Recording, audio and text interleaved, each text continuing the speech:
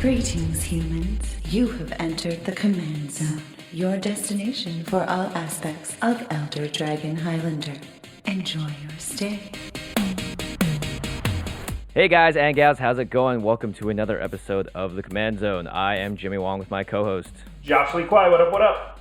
And we have a very special guest today. Introduce yourself. Hi, I'm Marshall Sutcliffe from Limited Resources. Amazing. We are so excited to have you on, Marshall. We're huge fans of your show. Yeah, actually Josh is the one that introduced me to it, and it completely changed my first sealed experience ever because I went in there like, I know what I'm doing. I didn't know what I was doing still, but it made me feel much better about myself. I love hearing that. We get good feedback along those lines, and that's really the aim of the podcast. So I always love to hear that. Yeah, if you haven't checked it out, lrcast.com is the place to find it.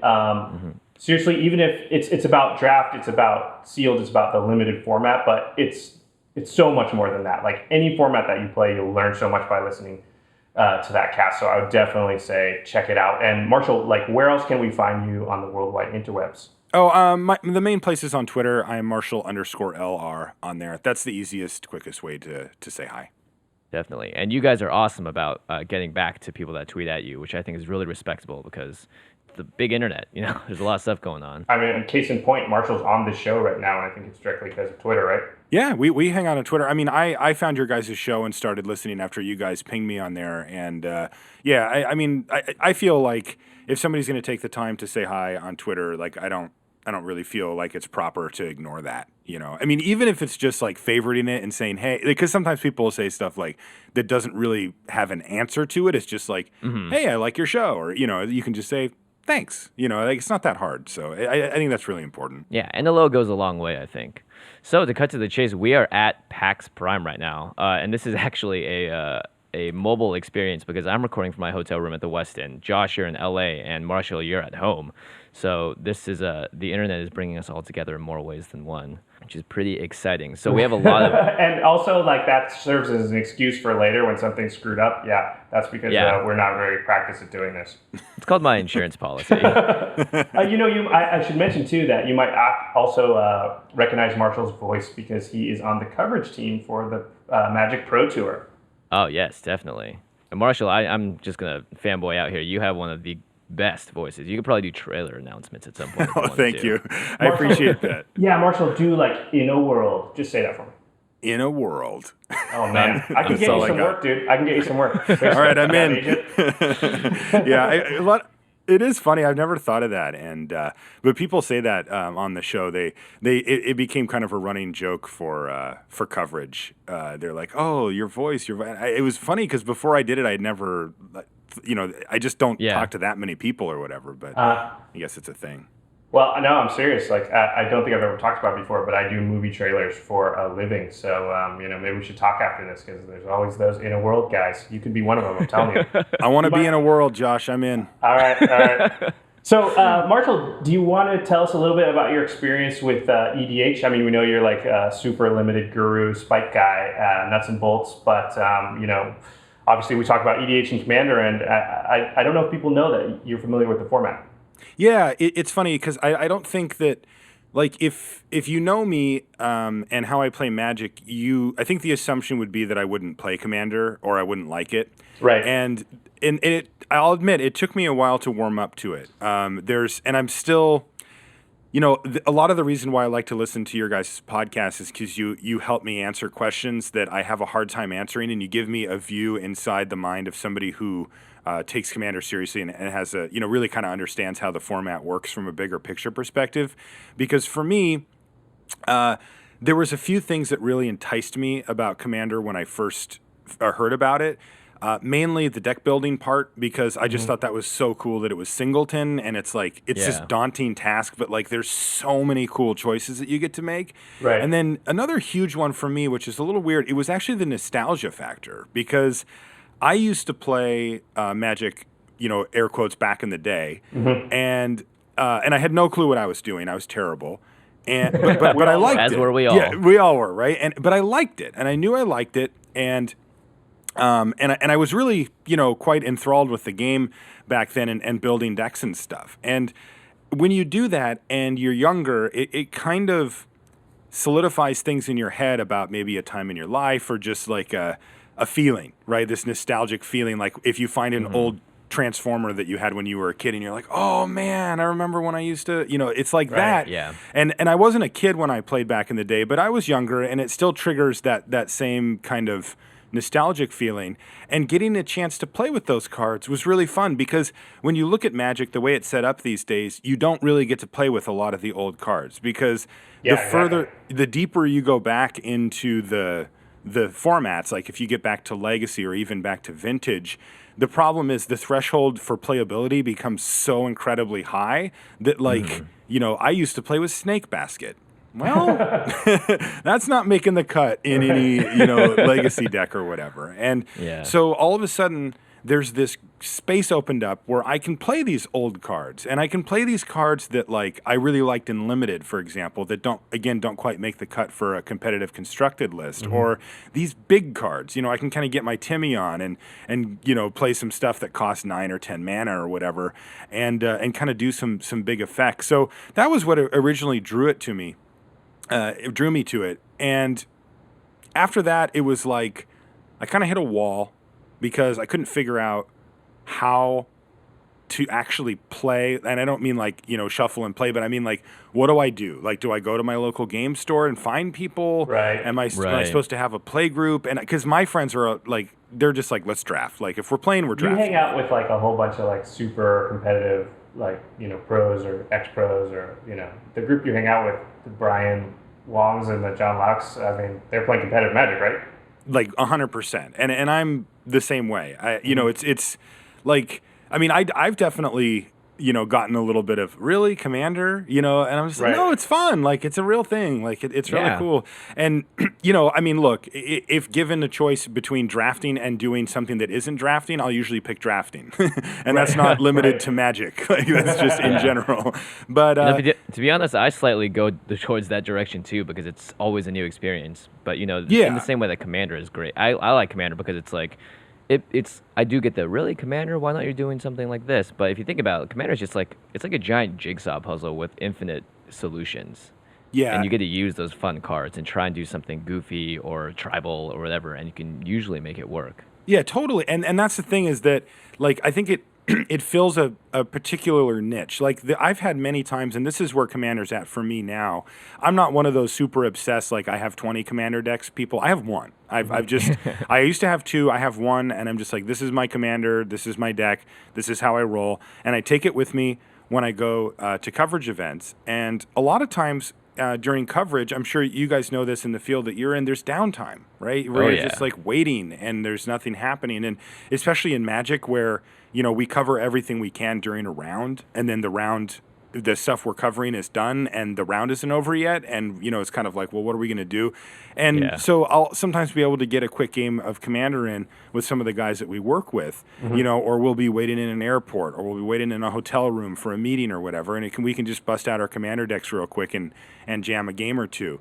That usually necessitates playing in either heads-up match or a group of 3, which I understand most Commander players are not super approving of, but we do what we got to do. It's still Commander, either way. So, well, it's really cool. I think it's great that you play. I think we've talked a lot on the podcast about how the subset of players that play Commander, they don't get a lot of press, because we're most of the Magic websites are covering the Pro Tour, they're covering competitive decks, they're covering the competitive formats, and I feel like sometimes we feel a little bit slighted by that, but I totally get it, and it's totally cool that you guys play and other people on the coverage team play and understand that aspect. And I think Wizards has really turned their eye towards us and this group of people recently, which is great. Yeah, I think they face a pretty big challenge with that because how do you showcase Commander? Right. Yeah. Like it's not once you make it into a tournament, the format is terrible. Like it just loses all of its everything. Like I've seen Commander tournaments, and I'm just like, no. Yeah. And I think most of us, like, hey, listen, I'm never going to be a professional Magic player. Like Jimmy's not either. Like, sorry, Jimmy, did I just crush your dreams? Easy. Sorry. Oh God, guys, I'm not going to be sit out of this one. I'm not going to play in the NBA either, but I still go down to the gym and play 3-on-3, on the weekends. Yeah, exactly. And that's sort of how I view Commander, scoring on like 3-on-3 basketball at the gym, pickup game. It's nobody's got a scoreboard. There's no ref. I still love it. Yeah. It's still fun to play. I still work on my game. It's it's a fun way to hone different skills. Instead of you're leaving mana up for 2 people to react to 3 people. You're trying to get much more complex things out, and reading someone else's commander deck that you've never played before is so much harder than being like, oh, it's like you have 100 different cards. Like the most random thing might pop out, and it's fun being able to respond instantaneously or having to force a response to something that you've literally never seen before. Right. So I guess we should talk about some big announcements that have been made recently. The first was an article that got released by Mark Rosewater. It was called Metamorphosis, and it was about the new rotation schedule, the new way the blocks are going to come out each year. I mean, Marshall, you're really familiar with this, probably more than we are. Do you have a quick explanation for how it's going to work? Yeah, basically, the traditional format that we've had for the last 5 years or so has been that there would be a big new block in fall. That would in the autumn. That's when the big new set came out, and then that would be followed by winter and spring by its 2 little companion blocks, and then in the summer we would get a core set, and that was its own big block, and that was kind of the rotation. Like Theros, Born of the Gods, Journey into Nyx, and then M15 would have been the core set of that little. Yeah, for the last year. Mm-hmm. And then, now upcoming, we've got Khans of Tarkir, which is the big one in fall, and then we will have 2 smaller ones to follow, and then M16.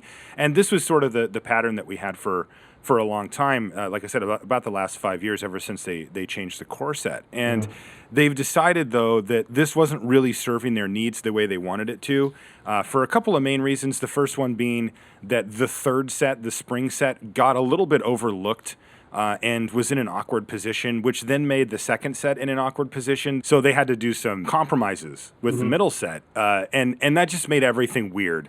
And then they also had another issue, which was the core set itself, which was meant to cater to newer players in the sense that it was real Magic, but it was at a lower level where they could grasp the core flavor and core idea of what Magic is all about and not be overwhelmed with complex mechanics, so they could actually play the game, but not have it be like a beginner's version. It was still like real Magic. Right. But then also, since it was pitched as a real set, it needed to satisfy people like me who draft it 50 or 60 times. Right. And that was pretty tough because you can't really expand it, and so it ends up being kind of the same thing. So the solution to all of this was that they've decided to break it up, get rid of the core set as it is now, and do a new big block in the fall, just like we're used to, and then its companion set in the winter, just like we're used to, but then make a cut there and say in spring we're going to do another new big block, just like in fall. So now we get 2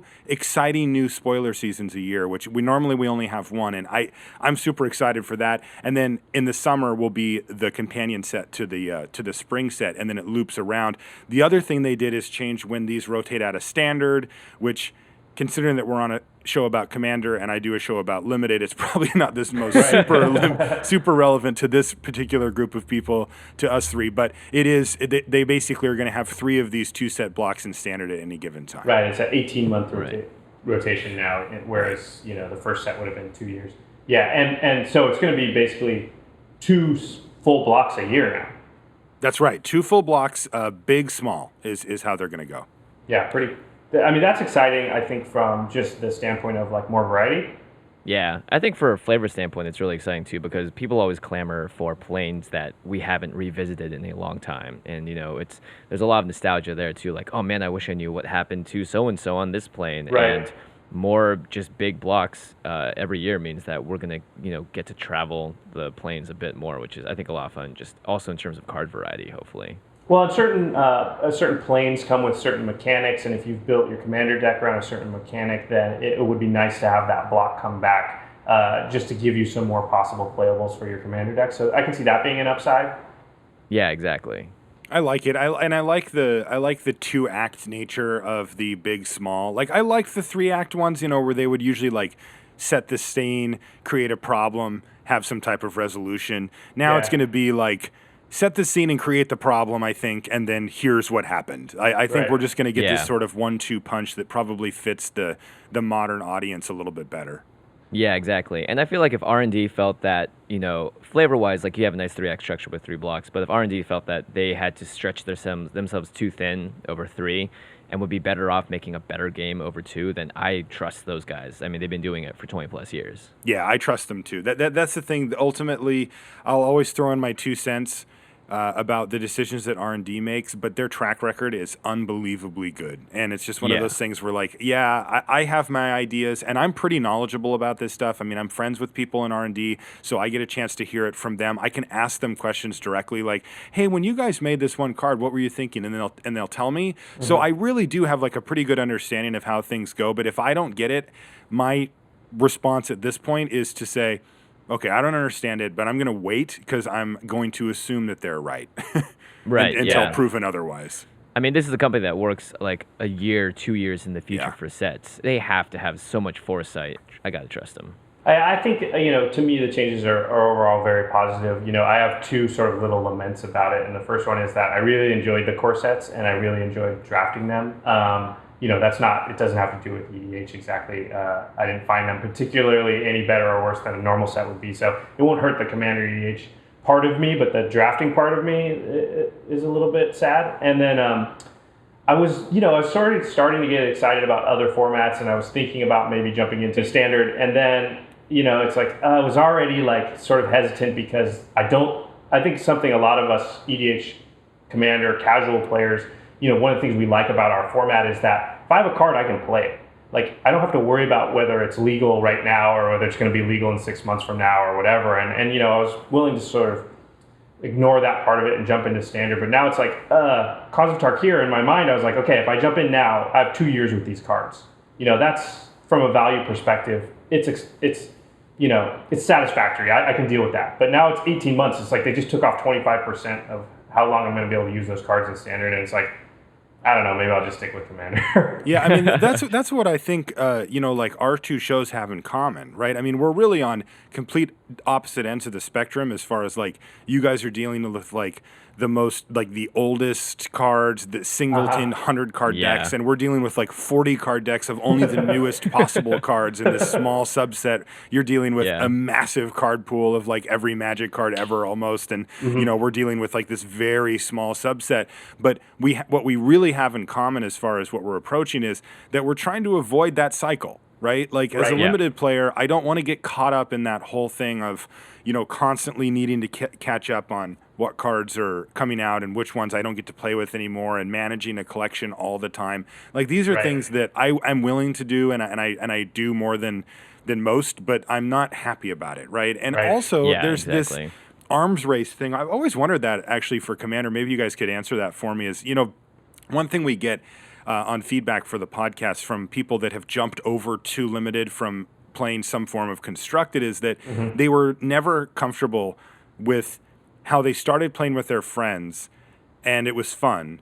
And then one of their friends got a little more into it than they did and started buying play sets of singles out of the box and started kind of crushing them. And there's always this new player feeling of, like, well, it only matters if you have the money and the good cards, because if you don't, it feels like whoever spends the most money is just going to start winning. I think, for Modern and for Standard and, probably Legacy, although that's a whole, you got to be willing to spend a lot of money just to play that anyway. But it's totally a problem. But the thing about Commander is that it's sort of self-policing in that way. And, we've talked about it a lot, how politics are such an important part that, like, the better cards often don't win in Commander because, if you're playing in a game with 4 people, then if you just pull out, like, some awesome cards, the other 3 people can just kill you.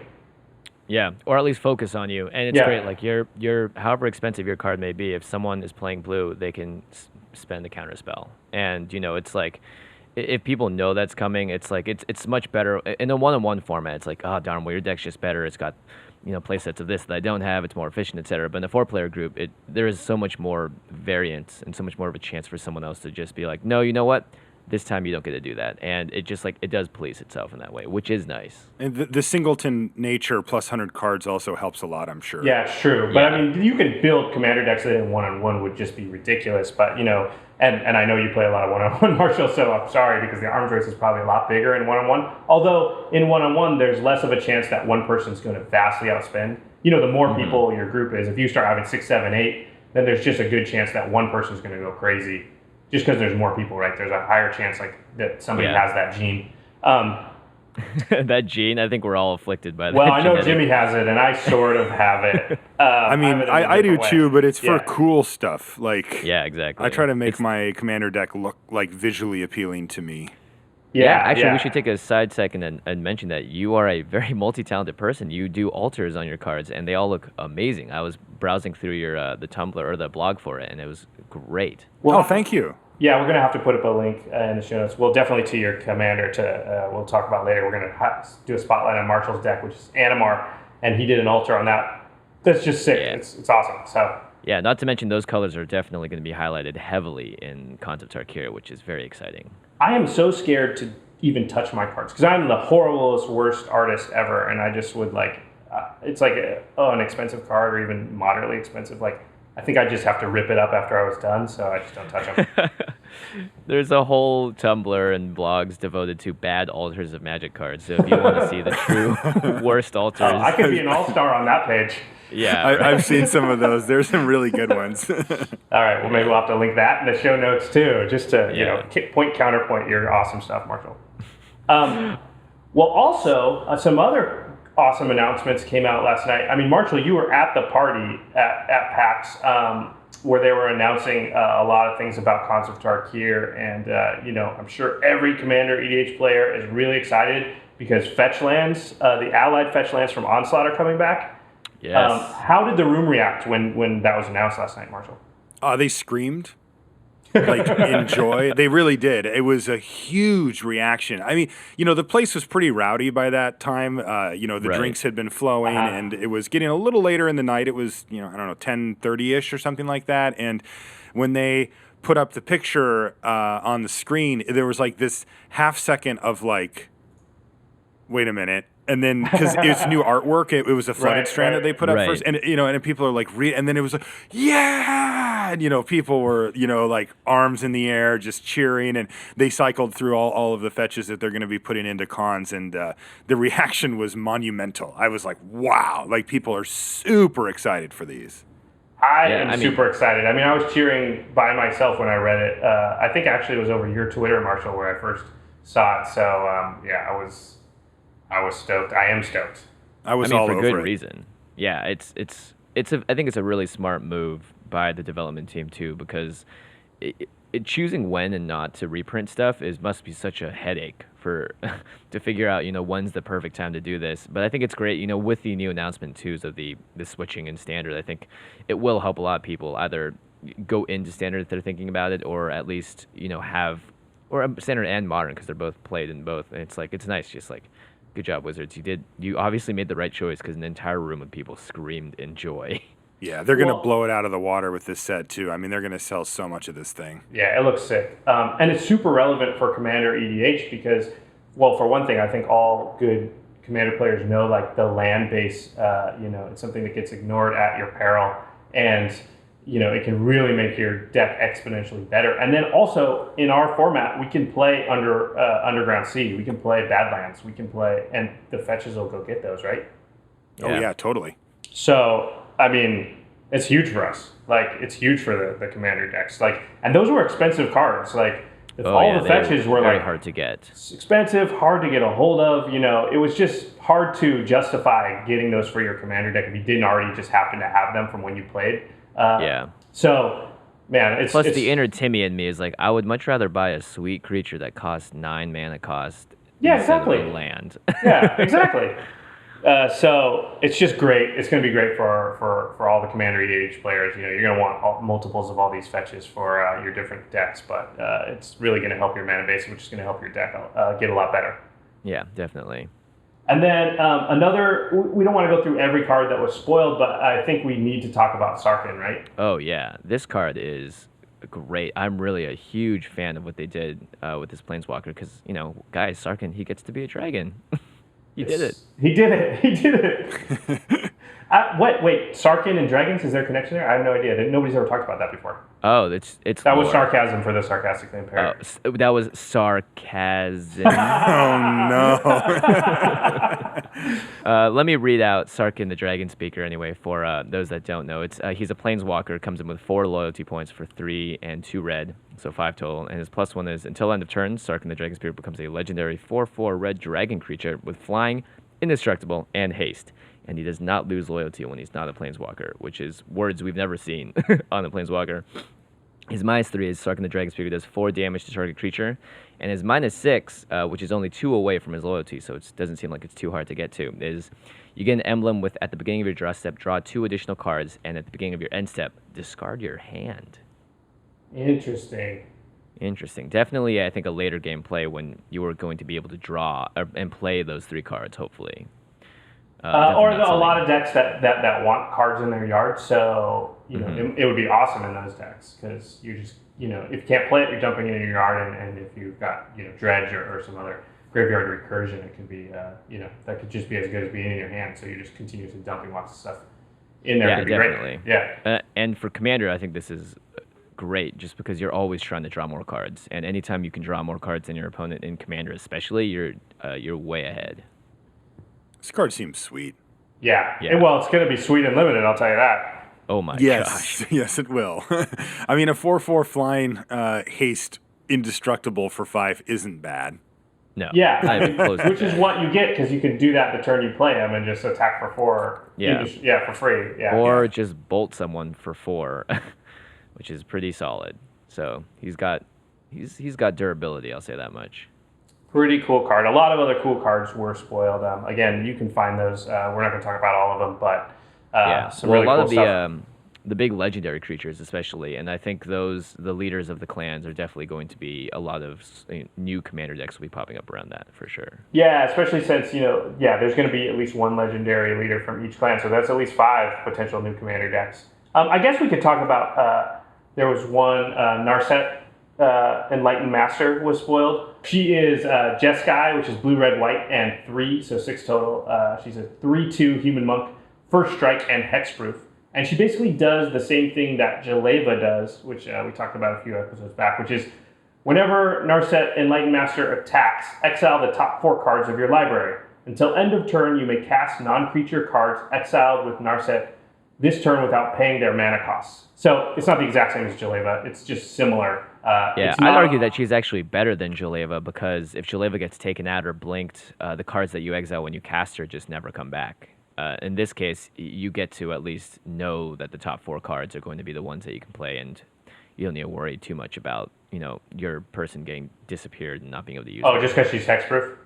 Yeah, and she also she exiles when she attacks, which makes a big difference. Oh, gotcha. Yeah. And you can do things that aren't instants and sorceries, which Jaleva can only do instants and sorceries. So if you got like a big artifact or creature in there, you can play them, right? Oh yeah, what's that enchantment? Oh, that non-creature. costs Sorry, 10, non-creature. That the blue enchantment that you can just play cards for free, essentially. Yeah, Omniscience. Omniscience, You yeah. can shoot that out with Narset, which is pretty insanity. Okay, so you get her out, you do Divining top, you put the Omniscience on top of your library, then you attack with her and you play Omniscience for free, and then all your spells are free for the rest of the game?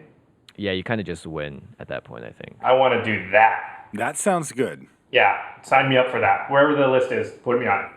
Also, Yeah. make sure somebody takes 3 commander damage. Don't forget. Oh, right, because with Omniscience out, the 3 commander damage is so important. Yeah. It's another ticking time bomb. It's like your own mini Caustic Tar, but just with Narset instead. She is Yeah. much more expensive than Jaleva, though. Jaleva's only 4 mana, and Jaleva flies, so, it's possible Narset will just die when you attack with her. Yeah, she's hexproof, but a 5/5 just straight kills her. Yeah. So She is a bit expensive to get out as well, especially Yeah. if you kill her once, then she's 8. Oof.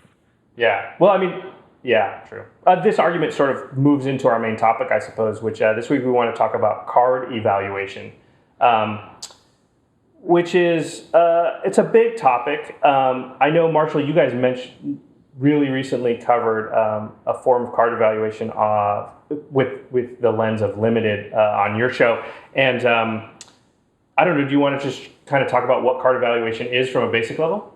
Yeah, so card evaluation is probably the most important thing for a limited player. because the thing that we're faced with constantly are new cards, right? It's like, oh, a new set came out, and now there's going to be a whole new environment and a whole new set of problems for us to solve, and that's really, at the core of why Limited is great. And if you basically, it's one of those situations where when a new set comes out, it's on you to figure out what's good and what's not. Now, you can read other people's reviews. You can listen to our podcast and listen to what we say. You can read the column I write and say, oh, okay, Marshall says this card's good, so this card's good. But that doesn't really help you, right? The key is to develop tools, techniques, and experience for yourself so that you can look at a card and then you can figure out, well, based on the things that I know, this card is good. And then you can look at like LSV's, review and go, oh, he liked it too. I'm probably pretty close to being correct here that this is the right way to go. Yeah. Basically, what you're trying to do is you're trying to break down a card to its most base elements and figure out how that matches up with the things that it's going to be playing against. That's sort of the core tenets of how to evaluate a card. Now, Magic's a big game, right? I mean, there's so many different things that you have to try to keep in mind when you're evaluating cards. You have to keep things in mind, like if it's a creature, you have to keep its power and toughness in relation to its converted mana cost. We call that the vanilla test. Then you have to throw in things which we call the French vanilla test, where if it gets flying or first strike or some other type of abilities tacked onto it. If it's not a creature, then it depends on what the format is that you're playing. Like if you're playing Limited and it's not a creature, well, then it better pull its weight because creatures are the most important thing for Limited. Right. So it better kill a creature or make the game a lot easier for you or draw you cards or whatever it is. You have to factor in things like synergy, card evaluation. We do a thing on the show called Quadrant 3, which we'll talk about in a little bit.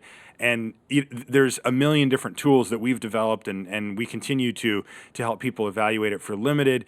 For you guys, it's a completely different ballgame. Just because a card, like what we're constantly wrestling with is converted mana cost. I just talked about the vanilla test, right? It's always about like, well, what am I getting for my air quotes money, right? And you know what I mean? By money, I mean mana, right? So what am I getting for my mana? What is it that I'm getting back for paying this amount of mana? Because it's so important. In Commander, you have a little bit of the weight of that lifted off of you because you're usually going to have time to cast the stuff you want. What's more important is, what does it do? Right? What is the bottom line on this card? How rawly powerful is this? How much synergy does this have with my commander or the rest of the cards in my deck or the strategy that I'm going for with my commander deck? And those are just such different questions than what we do for Limited, but you can use a lot of the same tools to come to that answer. You just have to put on your commander spectacle, and look at things through that lens instead of, one for Limited where it's more about like efficiency in creatures. Yeah, exactly. And when you're evaluating cards for Limited, it's about the meta and it's about what set the card is in because you're not going to be playing that card outside of it. So a card will change that's been reprinted from set to set. Like you guys have talked a lot about Bronze Sable and how it's much better in M15 than it has been in previous sets because of cards that have Intimidate and just a whole host of other reasons. Well, I was going to say that's like the general process for evaluating cards, at least for Limited, and I'm pretty sure it would follow suit for Commander as well, is to come up with a baseline, right, where you look at a card in a vacuum, more or less, and you say, well, is this card good in a vacuum? And, sometimes your answer is yes, sometimes your answer is no. Then, after you know more about the format that you're going to be playing, you take the vacuum away and you apply it to the world it's actually going to live in. So Bronze Sable is a great example for that because in a vacuum, it's playable but very unexciting. It doesn't really do much, and that's about where it sat in the set it was in previously. Now, we put it in M15, and all of a sudden, there's quite a few different artifact synergies floating around that set. And it also matches up well against two key attackers that both have Intimidate in two different colors. And all of a sudden, you've got a nice little 2-drop on your hands, right? And Spectral Ward, let's not forget Spectral Ward. It's just a way to last one more turn against that card. There you go, right? And so the little things all add up, and all of a sudden, you've got a playable 2-drop. And, for Commander, I think one of the luxuries that you guys have is, in general, you are thinking about your deck, right? I mean, you might be metagaming for your friends, but then what if you play somebody else, right? Now you've got all this main deck hate for your buddies. That just doesn't make sense. You want to make a well-rounded deck, right? And, so if you know what your metagame is, which is basically relating it to the rest of your deck, well, then you can skip the vacuum part and just go right to, well, this fits right into what I'm trying to do. Yeah, exactly. And it is a lot more about efficiency and having answers in Commander. So, like, we always talk about running disruption packages and certain things. It's like there are certain things that you'll always need to have. But other than that, your commander is the one dictating the world of your cards. And if your card is good for your meta but not for your commander, then it's something that it's very easy to evaluate and be like, okay, I think I need to go this direction a little more or cut this because of that reason. I always wondered, side question, do you guys think that way? Like that your commander should dictate what the rest of your deck does? Because I play against some people and I'm like, what does your commander do? And they're like, I don't know, it's 5 colors. I'm just like, really? Well, it changes. For you, Josh, you got your Chromat deck. You want to talk about that guy? Yeah, I mean, I go both ways with that. Like, I have some decks that are very focused on their commander and what their commander's doing. And I have a Chromat deck, and Chromat is just Wooburg. He does a bunch of stuff. I don't even know what all of it is. He can sort of have old school death touch, and I think he can regenerate. And I think you can pump his power and toughness and make him flying. And each of those costs a different 2-color mana combination. Basically, but I'll just say this, Josh. I've seen you play that deck maybe 7-8 times now, and I've seen Chromat cast maybe twice. Yeah, so. I never cast him. The deck's not trying to. It doesn't care. It's just he just allows me to play 5 colors. But then I have a Marchesa deck, and if I don't have Marchesa out on the table, the deck's not going to win. Like it doesn't. I have to cast her every single game to have a chance to win the game. So I think you can kind of go either way. I think Jimmy and I have talked about this a lot too. I think that commander decks that are too reliant on their, those are both ends of the spectrum, right? So I think the best way to go is probably somewhere in the middle where your deck can still do stuff and maybe still even win if your commander is, if somebody hinders it and it's on the bottom of your library or something. Yeah. But if your commander's out, then it's really humming and it has a really good chance. But I don't think you want to build a deck that's so focused on the commander that it's just like dead in the water. If somebody plays, Nevermore, which says cards with the chosen name can't be played, or touch your commander, or meddling mage, or any of those. Yeah, exactly. So I mean, I don't know if that answers your question, Marshall. But it totally does. I was just looking for your guys' perspective on it because I've seen both angles, and I kind of was curious, just like what do the commander guys think? Right. Yeah, I'd say my main theory about it is pretty simple in that for the most part, unless your commander is getting tucked into your deck or chaos warped or whatever, it's a card that you always have access to. So I think there's a balance there, but you do lose advantage if you're not, utilizing that fact that you do have this card that you can pretty much always cast unless it gets put in your deck somehow. Which is pretty important. I mean, that makes sense. The way I build commander decks is I look through cards and I try and find like a mechanic or a commander or even just a regular card that just sort of sparks my inspiration and I want to build a deck around it. And one of my decks is built around Tim, Prodigal Sorcerer. Mm-hmm. I'm an old school player too. We used to call him Tim because of Monty Python. Oh, I remember. And there are some who call me Tim. And he just taps to do 1 damage. He's a pinger, and in blue of all things. In blue, of all things. There's actually 2. There's a Zern Enchanter that's the exact same thing from Ice Age. I played with the Zern Enchanter this weekend at PAX. You did? Okay. So not only is it in blue, but then they thought, let's keep doing this a few sets later. So they hadn't learned their lesson as of a couple years after the game came out.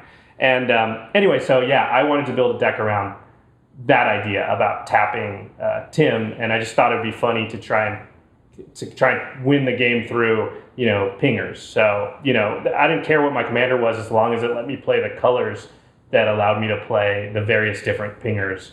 That's pretty awesome. You made a Tim commander deck. So that deck deck goes off too. The deck is actually pretty good, but the commander has nothing to do with it because there's no commander that serves that function. So. But the deck still has a theme and it still follows that theme. But the commander I just couldn't find a commander that was within that theme. So I just found a commander that allows me to play the colors I want for that theme. Yeah, I like that too because like one thing that you introduced me to, Josh, that kind of changed the way I thought about the game is like if you're building your commander deck and it can't function and do kind of the same things without your commander out, then you really are dead in the water. You know, a lot of commanders are kind of glass cannony, and I think the more that your deck can actually operate without the commander out is better because there will be cases when your commander just gets prohibitively too expensive to cast, etc. It just sucks when somebody plays Meddling Mage and names your commander, and you're just like, I cannot win now. God, I've never had anybody do that, but that sounds absolutely terrifying. Yeah. I mean, Fortunately, it depends on your play group. But... Yeah, Nevermore is actually worse because it's an enchantment. So it's like, I have to draw specifically a destroy target enchantment. Like, I'm dead. Like, probably. Like, how many of those does my deck have? And it depends on your play group. Like, I've played in a lot of play groups, and some are pretty competitive. So, some people are just running Armageddon and that kind of stuff. And that's fine. I like that. If I know what I'm getting into. And, I just don't want to be dead to that stuff. I just want to have some chance against it, I'm going to quote you on that you like Armageddon because I don't but see, I literally started playing in beta. Like, right. I've been playing for forever. And early on, for the first year of Magic, like, everyone played that stuff. Land Destruction, Armageddon was like normal. Like, it was no big deal. So I was desensitized to it really early. So the thought process then was like, well, that's a winning strategy. Why not do it? Like, I don't play that in Commander generally because I know it pisses people off. Yeah, exactly. But, when somebody does it to me, I'm like, okay, cool. Now, hold on, let me change out for my really competitive deck here, and then let's go again, Well, I want to touch really quickly on something that's totally different about Commander, which is the politics of it.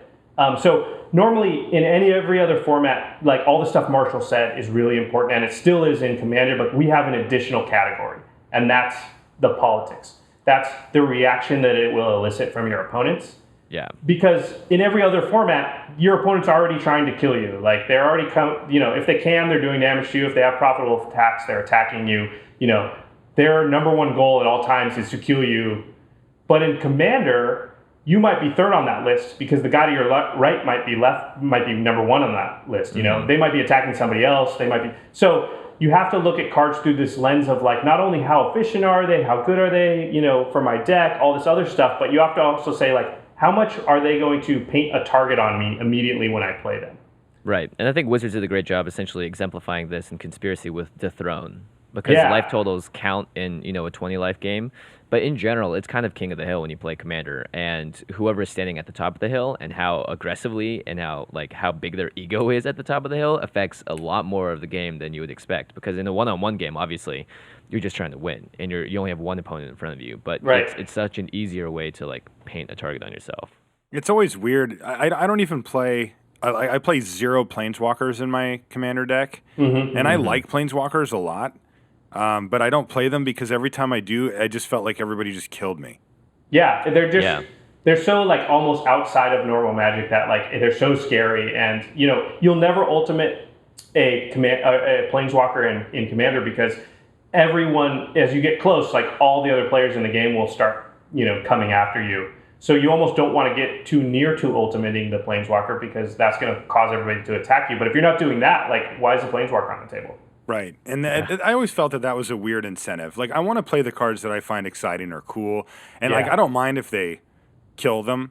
Like if I play my Planeswalker and you kill it, it's fine. But it just feels like it's almost like the default, right? Like, oh, he's got a Planeswalker, kill the Planeswalker, right? The Planeswalker got to die, And like when you get 1 on 2 or 3 or whatever, you're not, your Planeswalker's dying. So it's sort of like, well, what's the point of playing the thing if it's going to die anyway? Plus, with my particular Commander deck, it's creature centric anyway. Yeah, you don't want too many Planeswalkers anyway. But yeah, totally. I think there's cards like Nekusar. Nekusar is basically like a Underworld Dreams on a stick and a Howling Mine put in there. So he makes everybody draw 1 extra card, and then all your opponents take 1 damage for each card they draw. So it's like, that sounds awesome because it's like, oh, I'm drawing cards, they're drawing cards, that's fine, but they're taking damage. But it's like, you're just literally doing 2 damage to everybody every turn. What do you think they're going to do? It's not going to kill them very fast. Yeah. So all of a sudden, like, if you're in a game with 4 players, if they don't have anybody else they're really mad at, they're just default going to hit you because you're doing 2 damage to them every turn. Now Nekusar can be a super powerful card. It can enable things that allow you to kill everyone in 1 turn. It's not like don't put it in your deck. It's just you have to factor that in. It's not as powerful as it would be just in a vacuum where, where you just get to count the amount of damage it does every turn, right? Yeah, and giving your opponent's card advantage too is always like it's something to definitely balance the upsides and downsides of. But like people build around Nekusar to make it work for them. I think, yeah. I mean, my Chromat deck is basically a Nekusar deck, but I just decided I wanted 2 more colors in it, and That's because, the beauty of Commander. Yeah, exactly. So Nekusar, like I want him, but I'm only going to play him the turn that I'm going to kill everybody. Like it's just too risky because the deck can't withstand everybody attacking it. So it's going to sit there and get everybody drawing a million cards. I'm going to put Howling Mine. I'm going to put as many other things that draw everybody cards, and then I'm going to put Nekusar out, and then I'm going to, do one more thing and try and just kill everybody right there. Fork a Wheel of Fortune. Done. Yeah, I think the important thing to realize too is that Wizards printed a lot of cards that say each and every opponent, and those are like really important keywords because it changes in the multiplayer game. Because instead of like target opponent or whatever, like cards like Perforos, just wrecks house, and that's a card that when you play it, you get the immediate hate. Because I mean, one, it's a card that's hard to get rid of in general, and also there are so many different ways in EDH for you to just wipe out people with a card like that in token generation or something. So. It's a really good point about Perforos specifically because he is hard to get rid of. So oftentimes the only answer people have is to just kill you. They don't often have the answer in their deck to exile an enchantment. Mm-hmm. So you're not even giving them, you're not even giving them the option of like, okay, get rid of that and don't hate you forever. They're like, well, I can't actually get rid of the Perforos card, so I just kind of have to kill you before it kills me. Sounds about right. Yeah, which is scary when 3 people are saying that. In one-on-one, that person's already saying that. They're already trying to kill you. But in a 5-person game, like, it's you just have to be careful. Again, Perforos is awesome. Play him in your deck, but you have to sort of look through the lens of EDH and be like, okay, he's maybe not. I mean, in Prosh, he's awesome. Because you're going to be able to just kill everybody on one turn. But in some decks, he may not be worth it. He may make everybody just preemptively kill you. Yeah, that's interesting. It's interesting. I can't wait to talk about Animar because he, and I think you know this very well, Marshall, is like he definitely paints his own target. He doesn't need anyone else. You don't need to do anything. He's sitting there saying, "Hey, I'm an issue, and I'm gonna do as much as I can." Yeah, it's funny, because this is one of the things that I struggle with for Commander is the perception of how people view different cards. Because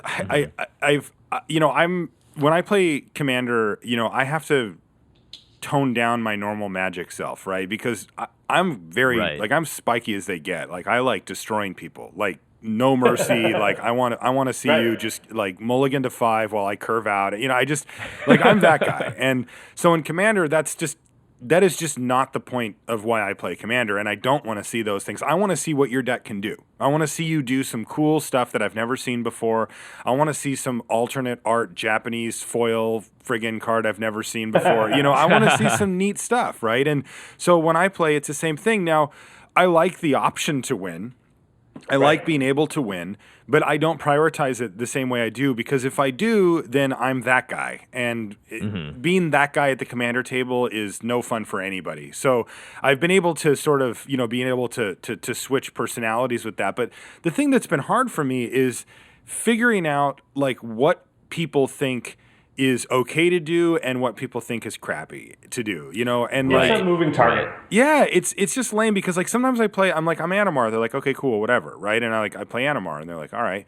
And some people are like, oh great, you're playing Animar. And I'm like, well, I don't know what that means. Like I think this is the coolest general I've ever seen. I like the art. Like I don't know what you want from me, right? And so then like every time I play a card, I'm like, God, I hope I don't get yelled at for this one, and it's like I don't really have I think the reason why I don't feel comfortable with it is just because it's different for each person, right? And I just need to have a thicker skin about it, about having people react to whatever cards I'm playing. But it's always been a challenge for me for Commander because I feel like the incentive structure is very strange, right? It's like, well, what's the point of Commander? Well, you're supposed to win. I mean, that sort of underlies it. Like, everybody wants to win. Yeah, why play otherwise? Right. But at the same time, like, you're not supposed to win too much, right? Because then, you're kind of a jerk or whatever. And, like, you're not supposed to win too quickly. Right. And so, and then so I toned those down. So because I had a couple of commander decks that were kind of stupid, and I was like, this just isn't fun for anybody. So I killed them.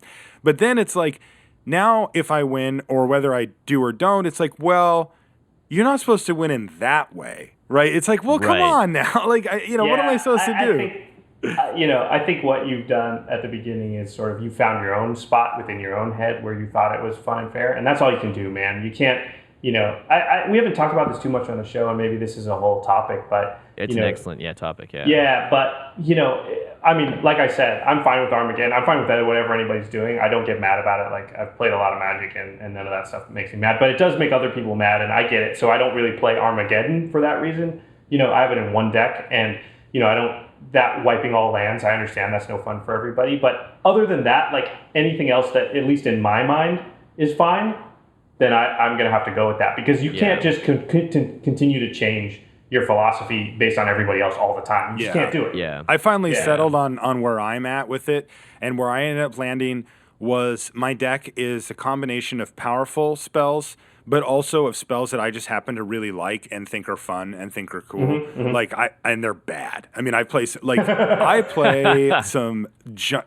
if you go through my deck, it is absolutely hilarious the range of cards that I'm willing to play in Commander. Like I play like some of the most mean, broken, stupid cards. Like I play Jin Gitaxias Core Augur, and I can pay him for blue a lot of the time, and then and I play like Mana Drain in my deck. So I'm like. Which are pretty mean, but then I also play like Bonded Fetch, Mana War. I play like Mana War. Yeah, I think Mana War is awesome in that deck. Yeah, well, I mean, Mana War is awesome in that deck. It's also my favorite Magic card, literally. But so that one's gonna make it every single time. But like, I play Enclave Cryptologist, which is one of my favorites. But I also play just like personal favorites like Mistraven.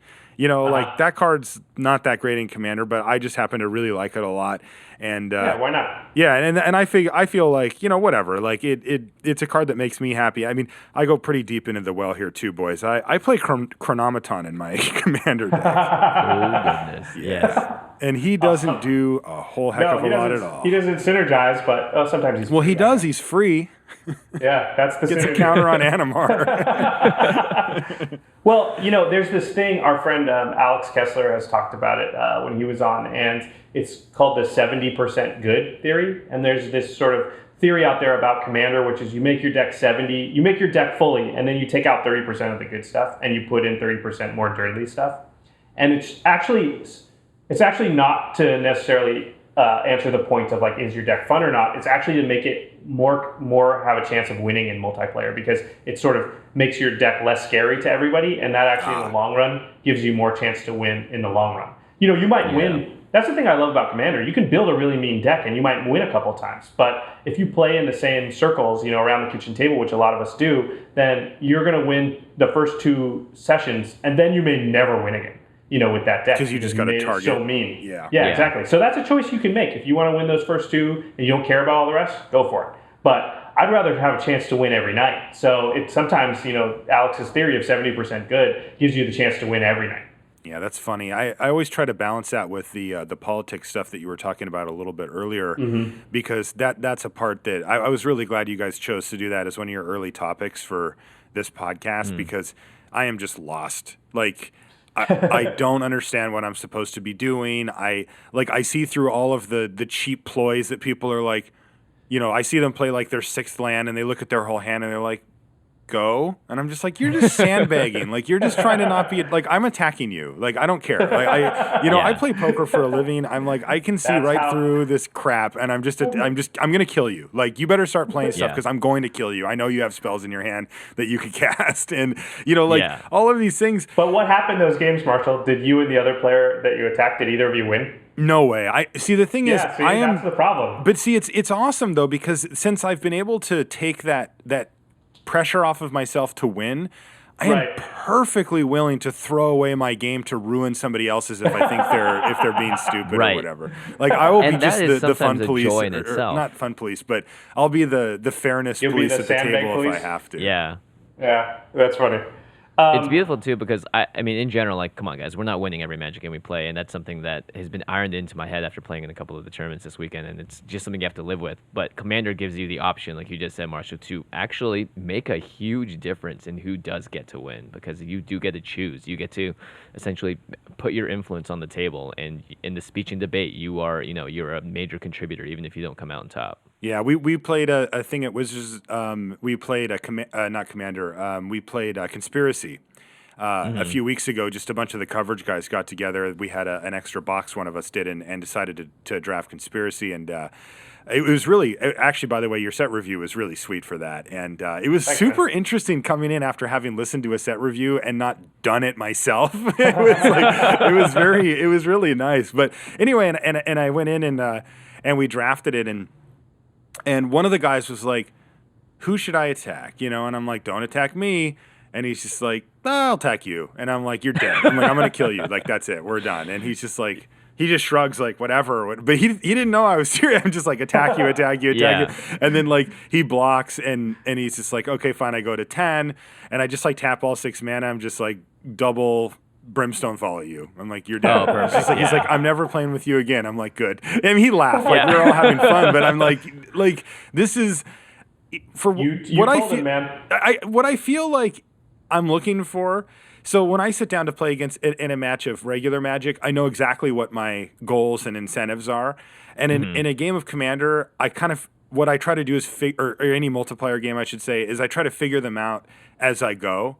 And so I'm waiting for somebody to do something to give me that path. And it might just be, like cross me the wrong way, not like verbally, but like, pick on me for some reason or whatever.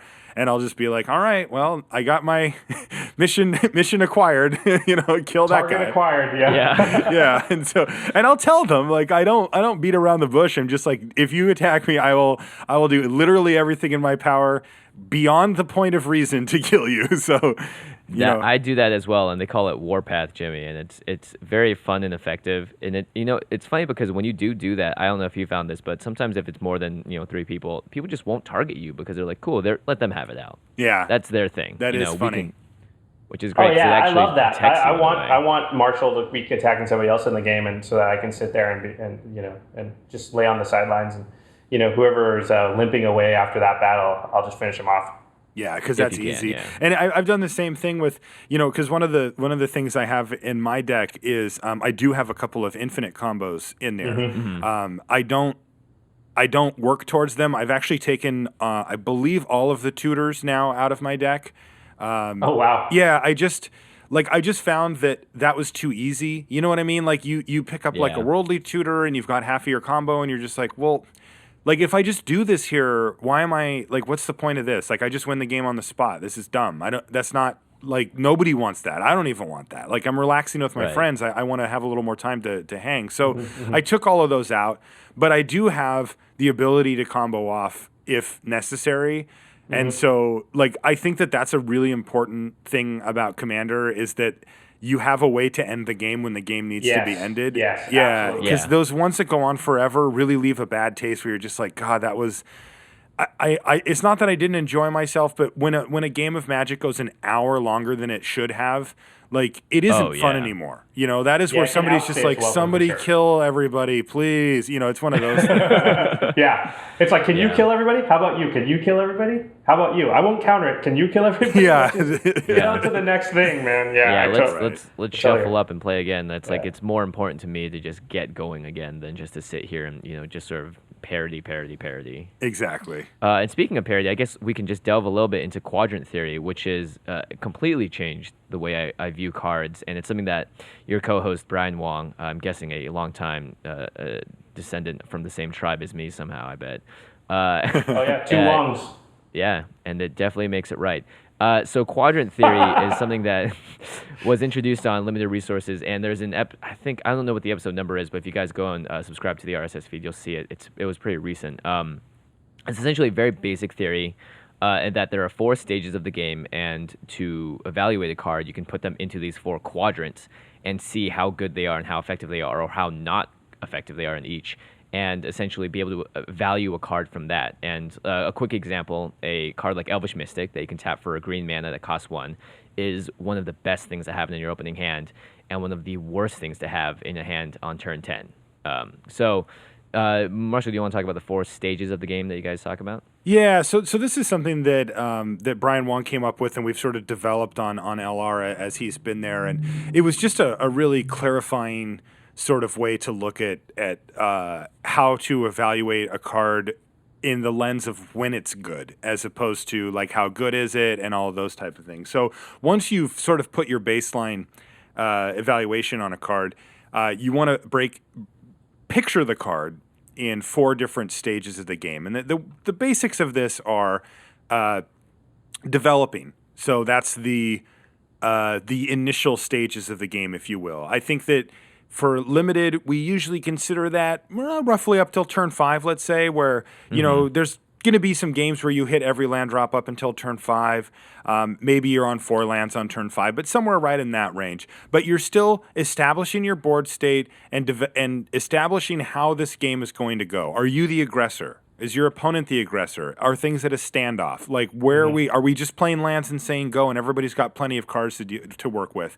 This is the developing stages of the game. The cards that excel in this stage of the game are generally cheaper cards, right? Cards that you can just cast and that affect the board during this part of the game. So that's kind of the important thing. Now, in Commander, and I mean, I'd love to hear from you guys, but it seems to be a lot longer. Turn 5 is whatever. That's like, opening stages still. But also, it's in limited, we're focusing.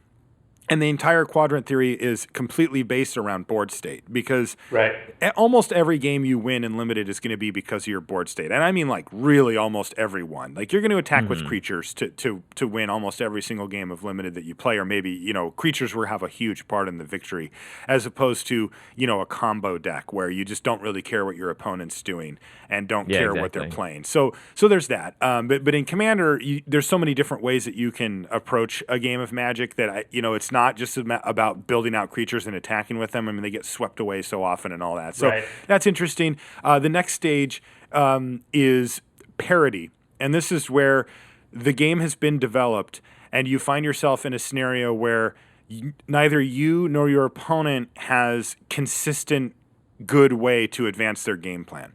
So basically you're staring at each other. And maybe you're getting in for a damage here or there. But you just don't have consistently good attacks. And a lot of times this stage comes up and you're top decking, meaning you're peeling off the top of your deck, trying to find some way to break this board state that's happened. And this seems to be, like, given the nature of multiplayer, this is just like the standard game state for EDH. Oh, yeah. Yeah, absolutely. I would say in EDH, this is like most of the time, because you figure, especially if you're playing with like 4 players, really only 2 people have to be at parity for the whole table to be at parity. Because if one of them can't attack the other and they can't leave themselves open to the other, then they can't attack you or the other person either. So then all of a sudden the whole table's at parity based on the top 2 guys. And even if you can kill one player, but then the other 2 can kill you on the crackback, then you're still at parity, because you really have to be in a super commanding position to even be able to start attacking or doing some of your your things. So it's why parity is like pretty much the default game state. Yeah, it seems to be, and it's interesting too to think about the thresholds there in a game of limited. I think that in order to break parity, you need one of 2 main things, maybe 3 main things. One of them is just raw power. You need something big and just bigger and better than anything else on the battlefield. It could be a 5/5 with flying, a dragon, just any air quotes dragon, just random big bomb dragon type card. Or another one is evasion, especially mass evasion. If you can start giving certain creatures unblockable or ways to get through this board state parity, then all of a sudden you can pull ahead, and start winning. And then the third one is like raw card advantage. I think just drawing a bunch of cards to help get you way ahead on cards where when both players are top decking, if somebody peels a divination, it's like, oh man, right? Like now all of a sudden things chases ingenuity. Right. And it's interesting because when I think about Commander, it's like I have to turn this knob up so much higher. Like, is there any one card? It's just like I can't imagine. I would say basically your second 2 points are still what we something that gives like unblockable is very powerful in Commander, because you're looking for a way to attack and do some damage without worry of repercussion, and that's one way that you can accomplish it, is just making your commander unblockable and still having other things back to defend. And then the other thing, card advantage is super huge in EDH. It's probably the bit. I don't know. It's hard. This is going to sound like hyperbole, but it's probably the most important thing, is just having access to a lot of stuff to do. So and because this format is so powerful, you say crack a divination, we're saying crack a brain geyser. Yeah, for sure. And draw 30. Like a consecrated sphinx and draw 6 as it goes around the table. Exactly. Yeah, I was listening to the guest you had on an episode or two ago, and he's like, "Well, I usually don't want to draw 30. I'll wait till 50." And it's like, come on, dude. I know. I was like, 30 is not good enough. So turn your nose up at that. Yeah, and he's just like, "No, it's not." I'm just like, "Wow, A, this guy's my hero, and B, like, I get excited about trying divination." Yeah, exactly. Yeah. So, but as far as, you're right, it's just turning the dial up, because I think those two things you mentioned are still things that break parity. I mean, obviously, like big board sweepers do the same thing, but I think they're actually more valuable in the next quadrant, which is, I'll let you continue, Mark. Yeah, which is losing. And this is actually the most important quadrant of all four of them, because the cards that get you out of a situation where you were losing and get you either back to parity or even can get you ahead are very rare. You don't see those very often, and they're highly sought after. You'll even play cards that are conditional in nature if they meet this criteria, because, hey, it's Magic, right? Anything can happen, and you do find yourself in losing scenarios sometimes. Yeah. And definitely more often not in EDH, because it is king of the hill. If you're not at the top, if it's like, okay, if I don't do anything, even if I'm the last person that's dying, I'm still going to be a person that is not winning the game, because I just cannot keep up with what's going on, or I'm just unable to block the attacks coming in. And it just happens much more often because there's so many more threats on the table. I'm really curious to hear from you guys what a card like this even looks like for Commander, because in Limited, the most common type of card is an excellent blocker, right? Like think Hornet Queen or, Grave Titan or something that can come down, affect the board immediately, and even maybe take out some threats or neutralize some threats. Another one would be a Sweeper or a Wrath Effect, which, as you guys know, in Limited, they're always at rare. And don't pop so up. expensive. And they're expensive. Like they've been 7 mana recently, and which in Limited is often prohibitive, but even then though, those are important to get you out of that losing scenario, but they certainly don't mean that you're going to win. They just mean you're not going to lose now from where you're at, which is, I mean, look, you'll take it when you're in that spot, but those premium cards like Hornet Queen, those are the ones that can actually turn a game around for you, and they don't come around very often. But like even a Hornet, I guess Hornet Queen would be pretty sweet in Commander. In fact, I have it in my deck now. But I don't know, like, what does a card look like that gets you back? Hornet Queen isn't a win you're losing card. It's almost a developing card in EDH. It's not that's insane. That's such an insane statement. But it is, because even in parity, oftentimes it's not going to. I mean, what are you going to do? Buzz in for like a couple of damage, or they're just not going to attack you? But they weren't anyway because you're at parity. Yeah, and when you're losing, it's probably not because a couple of 3/3 flyers are the problem. So it might be 100 3/3 flyers. That might be your problem. A Hornet Queen ain't going to solve that. So Board Sweeper, I think you nailed it. Especially board sweepers like in Garrick's Wake, Cyclonic Rift. Those are one-sided board sweepers. Sweep everybody else's stuff, but not yours. Yeah. That stuff is, that's why Cyclonic Rift is basically in every blue deck that, that's a little bit more on the mean side. I know some people don't even like to play Cyclonic Rift because in EDH it's so likely that you'll be able to cast it for its full cost that it's just not as fun. And in Garrick's Wake for me sort of falls under the same. Right. But those are things that are awesome when you're losing, because you probably are losing with, and you probably still have some stuff out on the board. It's just you can't answer the amazing stuff your opponents are doing. But even then, those don't answer everything. I mean, they could have. If you have in Garrick's Wake out, they can have Avacyn, the original Avacyn, who makes all your stuff indestructible. one card I was thinking of that it's cards that have conditional that you can choose what it destroys essentially, like a card like Steel Hellkite. For instance, if it swings in Yeah. and you can choose to pay X to destroy specifically, these parts of their board, stuff like that. I think where you get to cherry pick what gets taken away and still, have blockers up or have just a stronger board presence because of it. There's also, I forget what it is, but you can tap it and add counters to it and then sack it and however many counters on it. All of those Ratchet things Bomb. yeah, like Ratchet Bomb and stuff. I think those cards definitely help out a lot. What is kind of silly though is when you're losing an EDH, like the best thing to literally get you back ahead is like going infinite or something silly. That's what like, I was huge. thinking. It's a combo of things, is, right? A combo is a really good answer to like, yeah, you're gonna die next turn and you're way behind, but you just tooth and nail and win sometimes. Did you guys see Dune Blast, by the way? Yes. That seems like a decent way to get back in a game. Yeah. Yeah, and that's That another definitely one-sided. Well, it's not one-sided, but it can be one-sided board sweeper. Yeah, it's. Oh, it's one-sided. Yeah, I mean, if you have nothing or nothing great, it's still good. It's Well, why here's the boards- thing is, with a card like that, okay, I think of a card like Skull Mocher, where you can play it and it can devour a bunch of your own cards and you can draw a card for it. Yeah, You combine yeah. that with something like Doom Blast, you have all the cards in the world and everyone else has I should nothing, probably and you read choose Dune what Blast lives. since it's like blazing Oh, yeah, off go the ahead, go presses. ahead. Yeah, it's 4 white, black, green, so 7 mana for a sorcery. It says choose up to 1 creature, destroy the rest. It's pretty sick, right? Yeah, it's just like, Yeah. jeez. Yeah. It's pretty awesome if you have Avacyn on your side of the table, all your stuff lives, or if you have Marchesa and all your stuff just comes back. I mean, there's a lot of ways to abuse it. Yeah, it seems pretty good. So that's losing, and again, that's the most important. And I think you nailed it, Jimmy.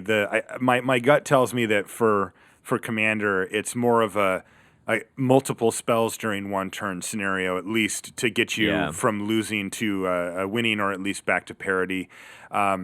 But there's also winning, of course. And winning is the least important category, interestingly. You'd think that winning would be one you'd want to pay attention to because, sealing the deal is a pretty important aspect of Magic in general.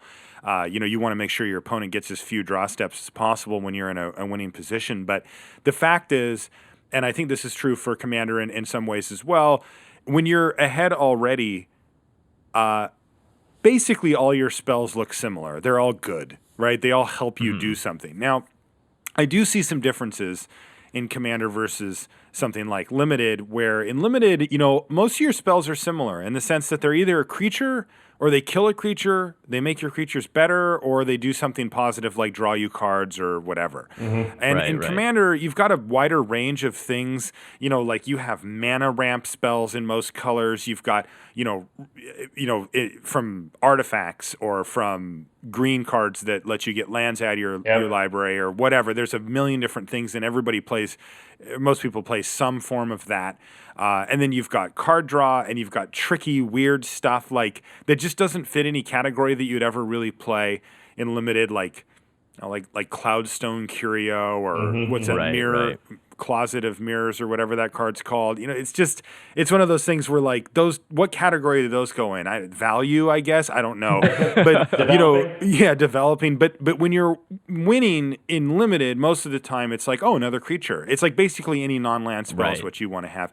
I suppose in Commander that you'd have to shift that around a little bit, but I think that for the most part, like, as long as it's a spell, you're probably pretty happy with it if you're in a winning position anyway. Yeah. So you don't really need to put cards in your deck specifically to help you get from winning to winning more, right? Yeah. Like, that's not really an area you need to address where, like, if you look back at the losing category, you do. I think you need to put cards in your deck that help you get from, well, I'm way behind. How do I get back to even, or how do I even get back to ahead? Those are cards you're going to be paying a lot of attention to.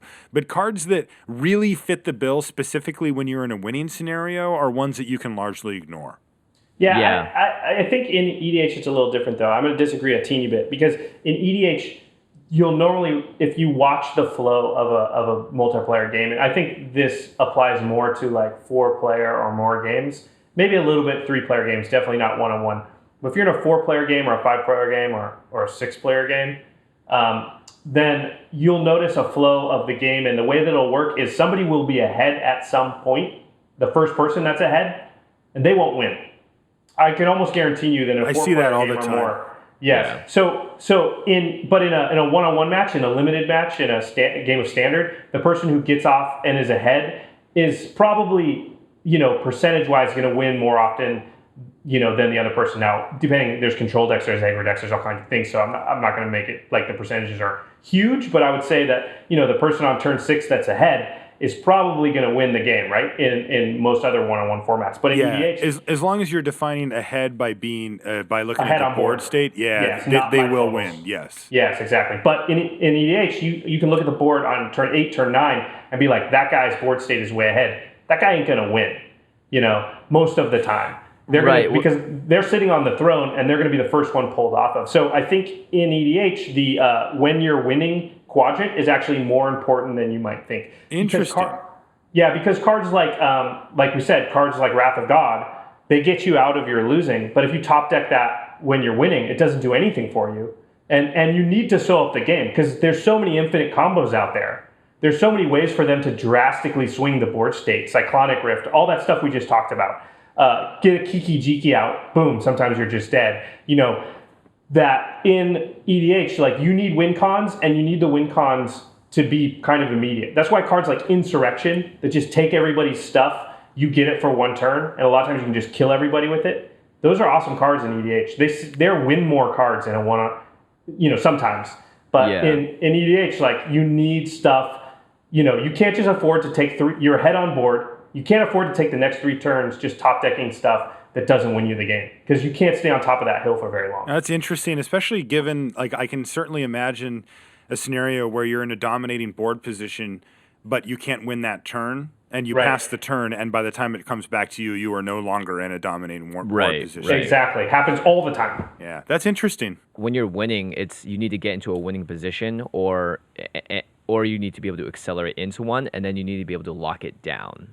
Right, you need to be able to make that last free throw in the game that says, like, okay, now we're ahead by 4 points. They only have 3 seconds left in this game. Even if they sink a 3, they're not going to be able to catch up.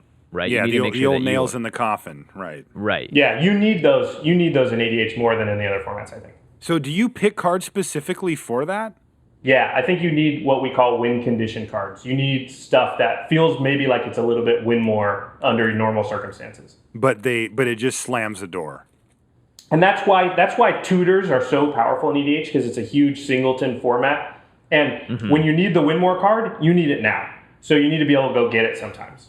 Right. And but you don't want the win more card when you're losing, which is most of the game.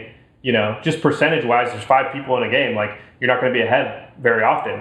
But you're going to need to save yourself when you're losing, so you need that card when you need it. So it's a big reason why tutors are. I mean, tutors are historically really powerful, but EDH decks need tons of them to have it. Just depending on how often you want to win. But that's what allows you to have the versatility that you need.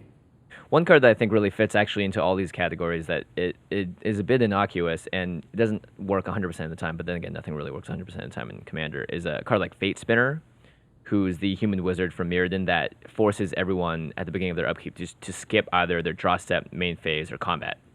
Oh, that was the one that was bugged on Magic Online forever. Oh, yeah. Oh, really? Did you know? Yeah, well, I won't get into it, but there was a hilarious bug with that. I can see why. I mean, the rules around this, and especially on an online format, I can see the game not being... This card is actually a really good answer to why it's so hard for them to perfect Magic Online, because it's so complicated in the way that it interacts with every other card in the game, and I understand why it's such a headache to get Magic Online to work the way people think. It's not going to be Hearthstone, people. Like, it's impossible. Yeah, and it's just a different game. But like Fate Spinner is a card that can potentially lock down the board, or at least give you that extra turn if you are searching for that answer and stuff. So it's one of those things that it's not necessarily win more, but it is get me to the point where I can just win. And Commander oftentimes comes down to that. This is a card that takes the game and wherever it is and drags it into the parity quadrant, right? Like this card says, okay, let's slow everything down and make it really hard to do stuff. Right. And if except for you who cast it, right, and so that can give you the time you need, or it can let you win where you're ahead now and you just need one more turn to actually finish it out. Mm-hmm. There's also another card that is in my Animar deck that it's called Equilibrium, and I think this is it's a great card all around because you can bounce your own guys with it. It's whenever you cast a creature spell, you can pay 1 to return target creature to its owner's hand, and in the deck where you can blow people out and cast 8 creatures in a row, that could be the win more condition, right? It could be just like you are already there, but now you're able to blow. Because normally in a normal game, you'd say, I just played 8 creatures in one turn. What's it matter if I bounce their stuff? I just played 8 creatures in one turn. I'm going to win that game. But if you're in multiplayer, 8 creatures may not be the amount of creatures that are already on the table for all your opponents combined, right? So, yeah, I think that's a really good point. By the way, I think I might need that card. What? That sounds sweet. We've got it on the list. We'll talk about it a little more later. I think... there's 2 other really small points, and I just want to hit on them quick because we've already been on this topic for a while. But, synergy is another thing to think about when you're putting your deck together. It's like you might take a slightly less efficient card. Earlier Marshall talked about like mana cost compared to its power and toughness and those kind of efficiency rankings. But, if there's a mechanic that we're going to talk about Animar in a little bit, but Mana War, efficiency-wise, may not fit where you want it to, but it has a mechanic that you need and that you want for the deck. So it's going to make it over other cards that are maybe more efficient. I see this in a lot of new players' decks where they're like, I don't know, Fleece Mane Lion. It's a 3/3 for 2, and later it becomes an indestructible thing. And it's like, yeah, but your deck is Animar. Like, it doesn't actually synergize with anything that you're trying to do, so it may not be the best. It's also illegal to play an Animar, but yeah, you're right. Sorry. there's many issues there. No, but your point's well taken, though. And I always have to make this adjustment because, a card like Fleece Mane Lion stands out to me as a particularly efficient, awesome creature, and in Commander, it's like shrug. I'll just ignore that, right? Like hit me with it. I don't care. There's not very many Commander decks where Fleece Mane Lion is actually a really good choice, which is weird because it is an awesome card and it sees play on the Pro Tour and whatever. And it's just because the lens you're looking through is so particular to what you're trying to do with the deck that, it just doesn't fit the bill a lot of times. Another thing to think about, we kind of touched on it, is the meta, your meta. So, one thing I would say is like when I'm looking at all the cards I could put in my deck and I'm trying to narrow it down, I'm trying to figure out what to cut out. I think about my play group and I go, well, there's a really popular Memnarch deck in my play group. So that's going to be an artifact-based deck. And so as a result, everybody in my play group plays a lot of artifact hate. Like everybody in my play group has like destroy all artifacts or destroy target artifact or exile artifacts. So if I'm looking through and potentially making cuts, I'm thinking, well, these 2 cards are equal, but this one's an artifact. I'm going to go with the non-artifact because people will have a harder time dealing with it. That's just something to keep in mind when you're building your deck. Is your play group, what styles are particular to it, what that metagame looks like. And the last thing I would say, and we've touched on it, is just the size of your play group. So the raw amount of people in it. So like Marshall was saying, he normally plays with 1 or 2 people. So I'm guessing, those decks are going to be a little bit faster. They're going to be a little bit more aggro. They have to be a little bit more towards the front of the curve and less towards the back of your mana curve. Whereas a big, large 6-person play group and you always play with the same 5 other guys and, that your deck can be a heck of a lot slower. You probably don't even need any 2-drops, 2-drop creatures at all, because there's not going to be that much action taking place until turn 5 or 6 in your game. And then you have to think about, like we were talking earlier, like feelings. Feelings is the last category. Like you have to make sure you are playing in, on the same, not necessarily the same, it kind of is that, the same tier as the people around you so that you don't do something that is prohibitively just not fun. And like Marshall said, you said it great. It's like, if it's not fun for yourself, it's probably not going to be fun for someone else either. And taking the pragmatic view of that, I wouldn't even care about necessarily hurting somebody else's feelings so much as like I said, if you play that deck, it's super mean, you might win the first 2 nights and then never win with that deck again. So, there's a sort of more pragmatic way to look at it, which is like, I just want to give myself a chance to be able to hope to win every night and not just have people come after me because of the reputation of the deck. So, okay, I think that should wrap up our card evaluation.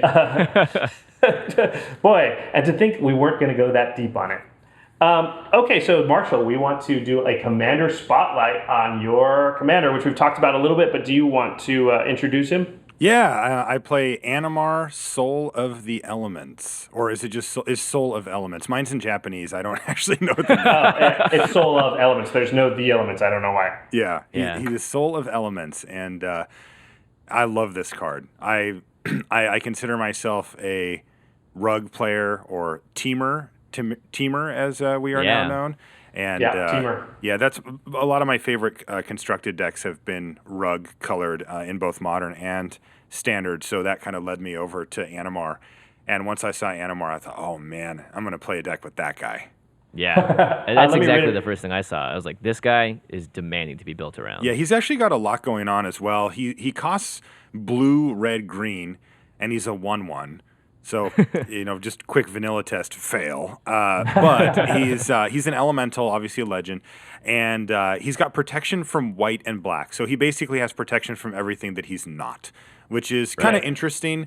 It pops up more frequently than I thought it would. I would say super frequently. Those are the two colors with the best spot removal, instant speed spot removal. So that gets played in Legacy, especially like no Swords to Plowshares, no Path to Exile, no Doomblade type stuff. It's super powerful to have protection from those creatures. Yeah, absolutely. And then, of course, with blocking and stuff, too, for commander damage purposes. But he's got more. And in fact, those are the minor abilities. The major stuff is whenever you cast a creature spell, you put a +1/+1 counter on him, which is pretty cool. He can get kind of big if you're casting a bunch of creatures, but then the big home run comes at the end of the card. It says, creature spells you cast cost 1 colorless less to cast for each +1/+1 counter on the Animar. Oh, baby. Boom. Now we're in business. Now we've got a deck. I've got an idea. We're doing things. And all of a sudden, Animar goes from being like pretty sweet. Like already, protection from white and black. He gets bigger. But now it's the core of an entire strategy. Yeah, now he can be broken. Yes, and he can be absolutely broken, and it is awesome. Yeah, we've talked about this a lot of times on the podcast, which is any card throughout the history of Magic that cheats mana costs, that somehow finds a loophole within the normal casting cost of a card, is super powerful.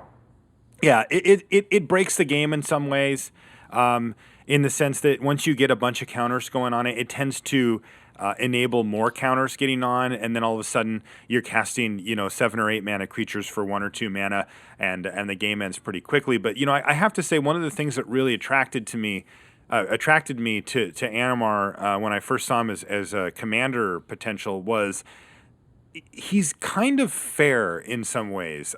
He feels fair. Yeah, and what I mean by that is yes. I think if you use your imagination, you can see some pretty nasty stuff that Animar can enable. So the power ceiling is quite high. Like, he can do some really gross stuff. But he's also a creature, right? And without him on the battlefield, all of a sudden you've got a bunch of kind of overpriced, maybe not so great cards in your hand. And the fact that he strongly suggests that you play a lot of creatures means that you're kind of all in on the creature plan. And I've been you a little bit. Yeah, I've been all in on the creature planning commander. They die a lot. They die all the time. And so I think that it's sort of like naturally balanced in the sense that you play Animar, you maybe go off for a bit, and then somebody's like, yeah, Wrath, and you're like, okay, start over again. Right, and hopefully you've still got a big hand, that you can use to refuel the thing. But I also loved the Animar is 3 mana, right? Like a 3 mana general just seems super cool to me, and also that his mana cost is just straight up rug, right? It's just blue, red, green. I think visually it looks cool, and also I just think it's a neat idea for costing a commander as well. So I was all in on that. I poked around online and looked at some lists that people had, because I always get really overwhelmed at the initial stages of building a commander deck. It's just too many cards for me to process. Right. And so I kind of used a rough shell that I found online and then started augmenting it from there. And now I don't think it really even resembles that rough shell anymore. But it's a good bit of advice just to give you a jumping off point, because you're right. If you're just it's like when you go to a restaurant and if they have 1,000 things on the menu, it's impossible to order. But if you go to In-N-Out Burger, they got 3 things. It's really easy to order. It's you got to narrow it down. Let's talk about his mechanics really briefly. Sure. So I just wanted to mention a couple of things. First off, if you cheat your creatures into play or you flicker them in some way, then it won't activate his ability. So you actually have to cast them. You got to cast them. Right. And then can you talk about how it works with creatures with X in their casting cost? Yeah, so it'll just reduce it, by whatever the one colorless is. So, if you have something with X in the cost, you can make it cheaper. I don't think I have any. I didn't put what's it called, Genesis Hydra in my deck Genesis either Hydra, yet yeah. or at all. I don't know if I'm gonna play it, but I try to focus on because what it makes you do is look at weird stuff. Like expensive cards become a lot cheaper, but also colorless cards can become free. Right. As in, you don't even have to tap a single mana to cast them. So morphs all of a sudden get a little bit different of a view. And so I don't know, it makes you look at creatures in a different way. That I mentioned Jin Gitaxias Core Augur earlier. He costs 10 mana. That's 8 and 2 blue. So it's like a ridiculously costed card. But I mean, I've played it for blue, countless, maybe not countless, but many, many times. And, that's the kind of thing that I try to look for, cards that have single or double mana symbols, and then just a lot of colorless, because I know that I'll be able to get them down with Animar. Right. Yeah, I guess my point with the X casting cost was just to point out that the counters on Animar can count towards the X amount, right? Yeah. They just for every Yes. one colorless less, they cast. It costs that much cheaper, Right. including the X. Yes. And I think it is important to have creatures that can just be played for free. And I think in general, when you're looking for creatures for this deck, you want to find ones that have a number in front of it and usually just one mana symbol after it. Now, obviously, that's not always going to be the case, but because you just know that colorless mana can always just disappear once you are able to chain stuff up with Animar, it helps you have just that crazy efficient turn where you can dump your whole hand onto the table or whatever. Yeah, while refilling it too. Right. Yeah, right. I mean, it's interesting because when I looked at it, and you guys obviously both have Animar decks, so let's see if this is correct, but to me, the most important creatures were things like Mana War, were things that actually bounce, ideally, either yours or your opponent's creatures when they come into play. So creatures, like Venzer, Shaper Savant is another decent one. The reason I was thinking that I liked Mana War in particular is that, it's one of those cards that if you're in a pinch, if I'm in trouble, I can bounce my opponent's creature if I have to, but I'd rather bounce my own and then play it again, because what did I just do?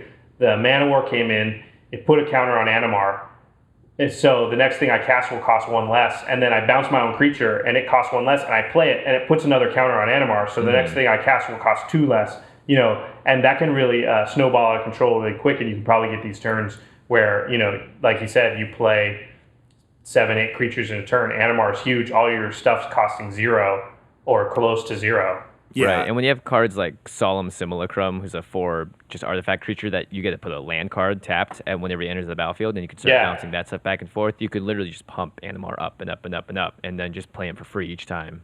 Yeah, anybody that's listened to the to my podcast knows that I am a lover of value, and this is the most value deck I could imagine. That's why I play it. I mean, it just is it's just insane. I play, Muldrifter for blue, draw 2, and then you mentioned, Josh, I play a Mana War, bounce the Muldrifter, put another counter on Animar, play the Muldrifter for blue again, draw 2 more cards, put another counter on, and I'm just in absolute heaven. I've got a patented move around Mana War as well, with Allurin, where it allows you play creatures with converted mana cost 3 or less for free and at flash speed, although it actually allows anybody to do that.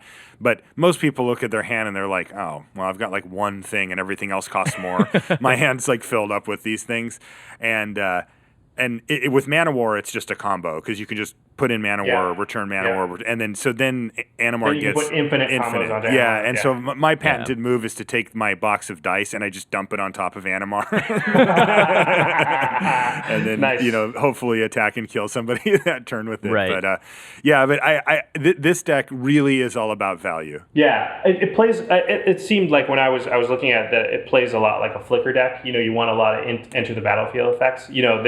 There's cards that are a little bit better in this deck, like Mystic Snake maybe, because you're actually bouncing the cards back to your hand instead of flickering them in at your end step. Again, Venzer, Shaper Savant, another one of those.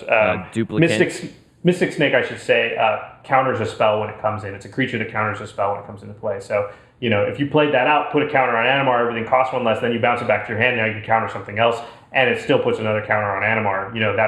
That's sort of the beauty of this deck. It's like you're doing all this stuff for value, and Animar himself is actually getting bigger to the point where, he can probably just kill somebody outright with commander damage in one hit, right? Yeah, he does. The protection from white and black starts to become relevant at that point, because you mentioned one of the upsides, Josh, is that he's pretty resilient to many of the common spot removal spells that you'll see in Commander, but also being protection from two different colors just hits so many cross sections. Yeah, it's like you just, even in a deck that happens to have black and white in it, like most of their creatures are going to be one or the other, even if it's not a strictly black and white commander deck. And it just creates awkward blocking situations for your opponent pretty often. And sometimes they just can't block it at all. Another card that I really liked in this deck is Grinning Ignis. Oh, I don't actually play that card. That's interesting. It's normally a storm card.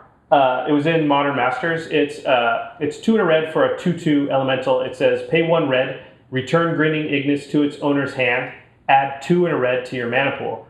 And you can activate this ability only anytime you would cast a sorcery. So it basically, you pay a red and then you get its casting cost back into your mana pool. But the thing is, if you can play him for less CMC because of Animar, you could actually create a combo where you can just play him out like 5, 6, 7 times, depending on how much red mana you have in a turn. And, really just jump the counters on Animar drastically, even if Grinning Ignis is the only card you've got going that can do this thing. I like the way you think. Josh has this ability to find these combos with cards that are worth less than 20 cents that are able to break a commander. It's one of my favorite things to do, is talk about cards on the podcast that aren't super expensive, because it's there's all these cards that are great, but I don't have $50 to spend on every card in my commander deck, or whatever. And I think a lot of people are in that position. And so, I just like to point out, like, hey, you can create some mean decks and the cards are all less than $1, or all except for a key 7 or 8 of them are. Well, can I have you turn that power into cards that cost more than $1? Because I wonder what would happen there. Right, it's you unlock more and more, and you just become unbeatable. Actually, I wanted to mention there's a new card in Cons coming out called Soundclaw Mystic, that is just built to play for Animar. He's 1 in a green. It's a creature from the shaman that taps for the colors that Animar is in, but he also is a morph creature that you can morph him for 3, and then when you unflip him for 2, you add blue, green, red to your mana pool. So it's an instant cast of Animar with this guy, which is really interesting because there's a lot of times I find that if your mana isn't fixed, it's really hard to get going with this deck. If you don't have that right start or the right draw, then you're kind of caught dead in the water if you're not able to get the counters up or someone just removes Animar. So I think this is actually a really solid addition to any deck if you guys are looking to build it. There's another new morph, by the way. Did you guys see this one today from Cons that's going to go into my deck immediately? It's called Ice Feather Aven. I've had about 7 people on Twitter say, I thought of you when I saw this card, and I know when that happens, it's going to be a bounce spell or something, of some sort. So it's green-blue for a 2/2 flyer. Okay. So on my limited scale, I'm already sold. On the commander scale, less so. But it's also got morph, and its morph cost is 1 blue-green, so 3 mana. Okay. When Ice Father, I'm just gonna call it Ice Father Aven because that sounds so much cooler than Ice Feather Aven. When Ice Father Aven is turned face up, you may return another target creature to its owner's hand. Nice. That's great. Yeah. Great deck. Yeah, boom, in. Playing that. Yeah.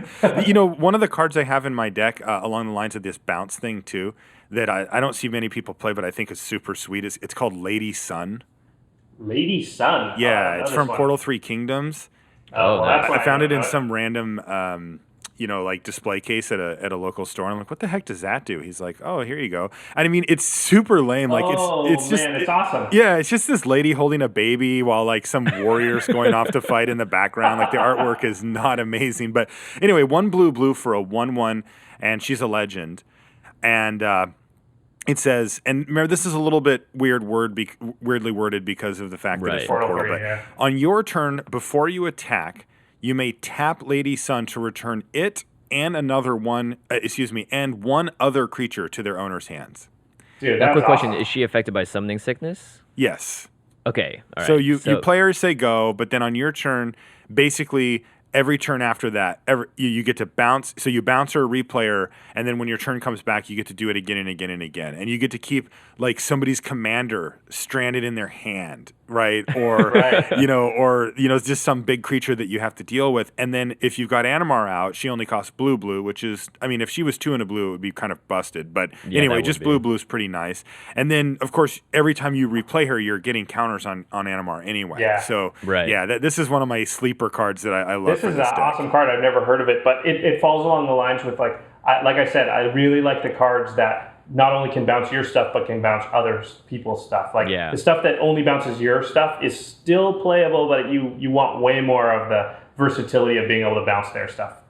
Right. Yeah, that's why a card like Equilibrium that we were talking about before has so much power, because it gives you the choice, of paying that extra 1. And when you have Animar out and you're casting creatures for so cheap, you're always going to have just that extra amount of mana floating around, which is great. Right. Finding uses for that is really where this deck gets going. And Equilibrium was the one where whenever you cast a creature, if you pay 1 colorless, then you can bounce another creature back to owner's hand, right? And that is value. There's another card, you mentioned it earlier, Marshall, that's all along similar lines. Cloudstone Curio. Yeah. Do you play this one in your deck, Jimmy? I do, just because it allows me to that's how I build counters on Animar. All right, I've got a funny story about it, but I'll read it first because it's kind of a complex card. It's 3 colorless mana for an artifact, and it says whenever a non-artifact permanent enters a battlefield under your control, you may return another permanent you control that shares a permanent type with it to its owner's hand. So creature for creature. Creature is the most common way in Animar. I took this out. Like a Muldrifter. Really? Yeah, it's interesting because I didn't take it out for power concerns. It's definitely powerful.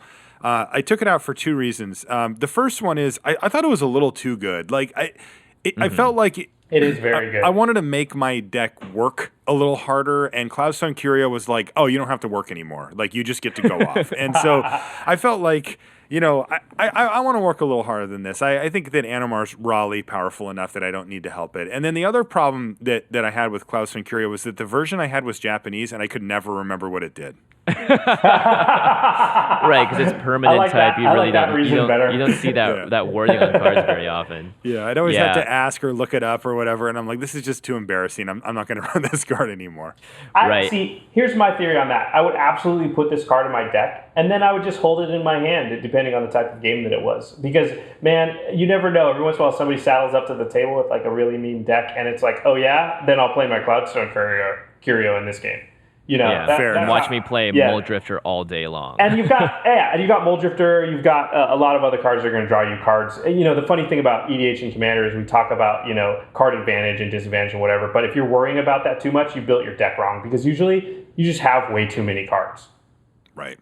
I mean, all decks can usually be built where like you just have a full grip of cards all the time if you want. If you want to or you've got a there's bad enough draw. ways to draw, yeah. Oh, yeah. So, it's okay to just sort of it's technically card disadvantage if I don't play that card, but, in most decks I build anyway, like holding 1 or 2 cards doesn't make any difference at all. Yeah, we talked about how it's similar to Flicker. There's a couple cards I thought that were just too expensive for the Flicker deck, but in this deck, because you can sort of cheat their cost, you sort of, you can play them.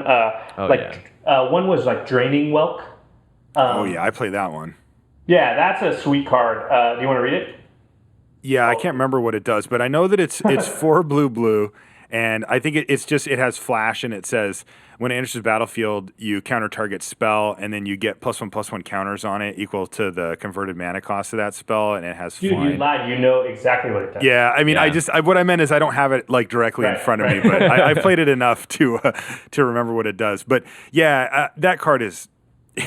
Like in Animar, that card is stupid sweet. Like especially because then you inevitably get to untap with it and just like whack somebody with the thing, and it's huge. It's great. Then you bounce it back to your hand, and they're like, "Crap! He's just gonna counter whatever I want and draw a bazillion cards. This is horrible." Like that happens. It's a 2-mana counter when Animar is up with the most upside you could have for a card like that. It's just a straight counter spell that draws you cards. I mean, It's Not crazy. draws. Well, Oh, it just, sorry. Yeah. Sorry. It just Sort of. becomes It a draws feeder. you a sweet dragon and plays it Yeah. for you for free. Yeah. Yeah, It's exactly. really Yeah. good. Yeah. Yeah, I had this in Flicker, and then I just could never hold up the 6 mana for it, so I just had to take it out. But in this deck, it's perfect. Yeah. Another card I thought fell into this category was Prime Speaker Zagana. Oh Yeah. yeah, she's so I run her in my deck sweet. too. She's the one that draws you cards. Sorry, I was looking Yeah. at her ahead of time. Here, I'll Yeah. read her out. So Okay. she's 6 total. It's 2 green, and 2 blue. So it's not the most value out of Animar because you can only subtract 2 from the casting cost, but still playing her for 4 is a deal. Yeah. So she enters the battlefield with X+1/+1 counters, where X is the greatest power among other creatures you control. And when she enters the battlefield, you draw cards equal to its power. So if Animar is, if it's got all of Marshall's dice on it at the arbitrary number of however much, you could technically play a Prime Speaker Zagana and accidentally deck yourself. Also works really great with Animar because the trigger from Animar goes on the stack when you cast Prime Speaker Zagana, putting the counter on Animar, and then Prime Speaker So no enters matter the what, you're battlefield. drawing at least one card. Probably much more, but yeah. Well, no, Yeah. you're drawing whatever, like 3 or 4 or whatever. Yeah, but I mean, if only Animar was out and is the next card you played, you'd still get to draw one because it would make Animar bigger before Prime Speaker Well, Zagana. yeah, but you get X+1/+1 counters on Zagana where X is the greatest power, so it's at least 2. Oh, right. So you're at least I drawing see, 2 cards. Oh, you're right. Yeah, like at the very minimum, you're getting 2, and I've never drawn 2. Oh, I've yeah, drawn you're gonna draw 12. more. I've never drawn 2. Yeah, Yeah. yeah. But Prime Speaker Sweet, that's the only other altar I have in my deck. I just felt like that artwork is so cool on Prime Speaker. Yeah. And Nice. I love cards like that, man. Like, especially in a deck like this where it fits everything, right? Like, it works with the Animar, and it's this thing where it's like, I'm trying to make this deck work through creatures, right? It's all about Right. creatures, and Prime Speaker lets me do the 2 things I really want to do anyway, which is draw cards and play creatures. So Yeah, exactly. That's awesome.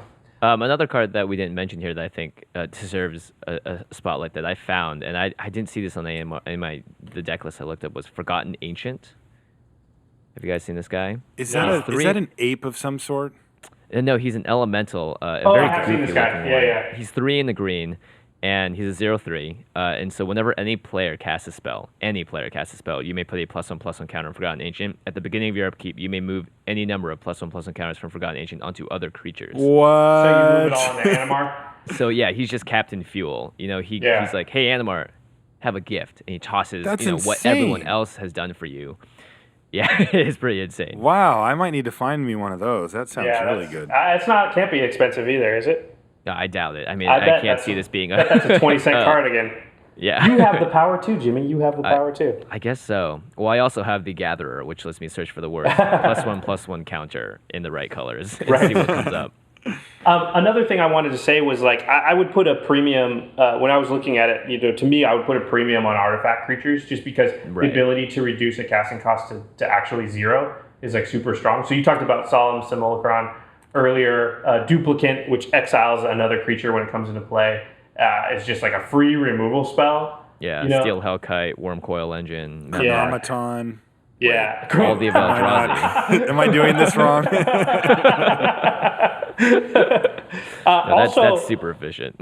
Also I thought there was room for a few like just huge, if you want to be mean, just Eldrazi, like straight up, just like Big buff Kozilek, baddies. Ulamog, or Blightsteel Colossus, because again, you have a really good chance of just playing them for free. Yeah, Yeah. I run 2 Eldrazi in my deck. I run Uh-huh. Ulamog just as a big finisher, and also Yep. because like I run Mana Drain, and like I don't love the card, but I felt like it was there. And I also run Artisan of Kozilek, which is Yeah, the the 9 Artisan's mana great. 10/9 one with Annihilator 2 that lets you get a creature card from your graveyard onto the battlefield Yeah. for value. Just nine, I- nine drop for value. There's something that I was hoping would come up this podcast, and I'm just going to take this opening. But you don't know this, Marshall, but I'm 1-0 against you lifetime in draft. What? Did we battle? We played on Magic Online. It was months ago. You didn't know who I was, but and it was actually when Sneaky Rise. Josh. It was actually when Rise of the Eldrazi was one of the flashback drafts. Oh, really?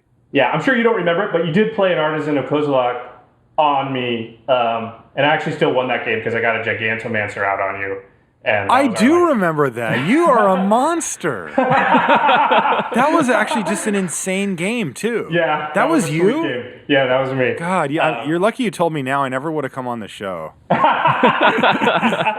No, you're forgiven. The only person I have a problem with is the guy that played 3 Dranas on me, which was that same time frame. And I actually met him. Me. He's a judge, and he's like, I'm the Drana guy. And I'm like, you. And now whenever I see him, I just scowl at him, and then we laugh. Yeah, now I just never want to play you in draft again so I can keep my undefeated record alive forever. Yeah, well, I still couldn't believe that. I remember that. I was like, unbelievable. Yeah, I think you got an Ulamog's Crusher back with the Artisan or whatever, and it was like, it was pretty dire, but I had the Gigantomancer in my hand. I was like, oh, he's not going to be happy about this. You were correct.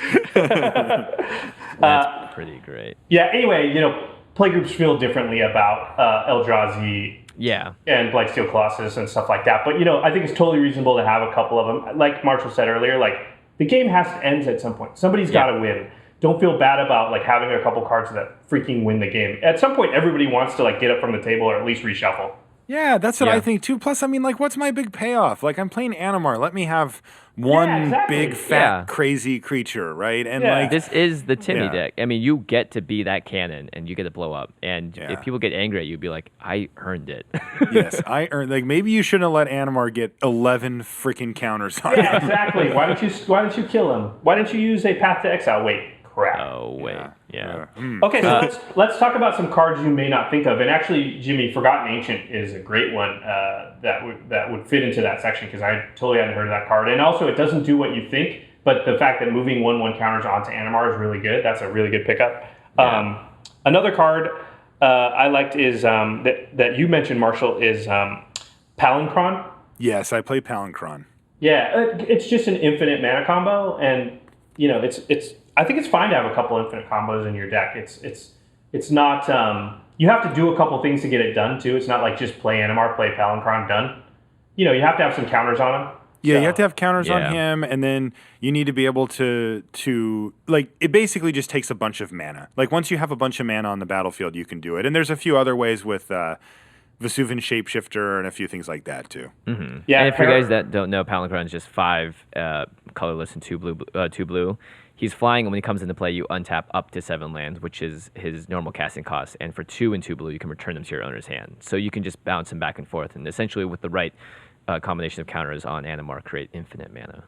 Correct. Another card that does the same thing is Peregrine Drake. Peregrine Drake is, let me look him up because I know he does it. I think it's Peregrine as well. Oh, Peregrine Drake. Because that was my favorite bird when I was a kid. And Marshall should know. Don't you have to say these things on like the Pro Tour? Like, how do you get all the pronunciation of everything? Unfortunately for Peregrine Drake, it hasn't been played at the pro level in a while. So it's a flying 2/3. That's not important. It costs 4 and a blue, so 5 total. And it says when Peregrine Drake enters the battlefield, untap up to 5 lands. So if you can cheat his mana cost, you can just play him and then untap and gain mana when you play him. And then if you can bounce him, then you're even better. Yeah, there's a couple of cards that do it. Like a Great Whale is one as well, and just lots of fun stuff like that. Go ahead.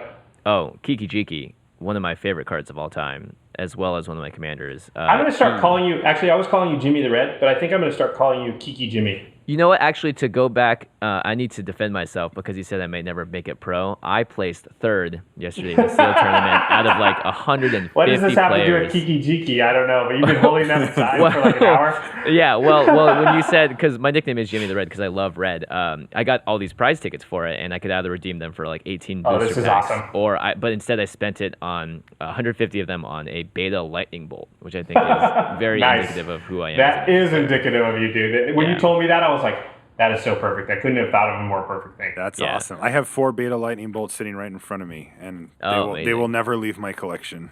Oh, they're beautiful. I love just the old cards. But yeah, Kiki Jiki is like, he just does what this deck wants. The 3 red that he costs is a little prohibitive, but when you can double stuff like Duplicant or Muldrifter or Solemn Simulacrum or Palinchron, like there's so many things in this deck that want to be Kiki Jiki, and it just helps you. It kind of is win more, but at the same time, it does also help you lock it down. by just giving you all the things you need to just keep going. Yeah, I run Kiki Jiki in my deck too as a value card, but also it gives you access to infinite combos. I do run Deceiver Exarch, so if I find myself in a spot where I'm about to lose and I'd rather not lose, or where the game needs to end, I have access to be able to just kill everybody at once. Yeah, Deceiver Exarch is when it enters the battlefield, you can either untap a permanent or tap an opponent's permanent. So what you do is you untap the Kiki Jiki and just cast 17 billion Deceiver some Exarch. arbitrary number. Yeah, and then attack everyone. And then I cast Raktiv's Charm, and you die. Yeah. Good response. Only if I happen to have it and playing that deck. Yeah. But okay. And Marshall, do you run Fathom Mage? No. Yeah, I thought Fathom Mage was a really interesting one for this deck. That's the Gush morph, is that right? No, it's the Evolve, and whenever a +1/+1 counter is placed on her, you get to draw a card. Which costs 4 for a 1/1. Is this another card I need to find now? It's a card from Gatecrash. It's That's probably why you didn't know about it, right? It's two a blue and a green. It's Fathom Mage, right? Of course, right. The 4-drop. Yeah, now I know. Yeah. No, I don't run it. It's a 4-mana 1/1, but it has Evolved, and whenever it gets a counter, you draw a card. So no, I thought about running that card for a while, but it didn't really seem that good to me. Yeah, and it's not as good as just like a bounce to Muldrifter, right? Right. Yeah, well, I don't know. I mean, these slots get taken up. If you can. Yeah. So I just decided not to. Well, one of the reasons I love Animar decks is like the slots are all taken up by just more awesome creatures. Like that's just the theme of the deck. It's like I got to get rid of this one really cool creature for this even cooler one. Yeah, the creatures in this deck are insane. Yeah. A card I thought a lot of people wouldn't think of that might be good is Perplexing Chimera. Because he's really good in Flicker. He's probably slightly better in Flicker than in this, but it still works because you basically steal one of their spells with them, give them Perplexing Chimera, then bounce it back to your own hand with Mana War or something like that, and then do that again. And it's a good way to sort of lock somebody out or, protect your stuff. Glenalendra is another one of those. Yeah, I like to get control-y value. That's my favorite thing. I don't discriminate against my value. Another card that we've never ever talked about ever on the show before, this will be the first time, is Prophet of Krufix.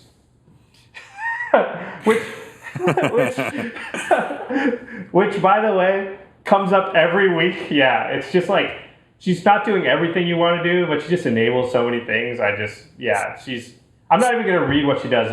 If this is your first episode listening to this podcast, then you're just going to have to look her up. Do you guys, are you guys, like, does Prophet get the stamp of approval from you guys as far as, like, does it pass when you play it, people will be okay with you test, or?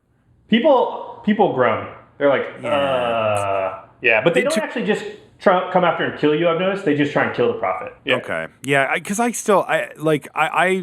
just recently put Prophet of Krufix in my deck, and look, the power level's always been there, and I don't play what is it called, Seedborn Muse or whatever either, because whenever anybody plays those, the game just gets like super stupid. But I opened a Chinese one of these, a Prophet, and it looks so sweet. I'm just like, I got to play this. So I put it in, and I'm going to sort of test the waters. And when I play it the first time, I'm going to look around at the table and be like, do you guys still like me, or am I?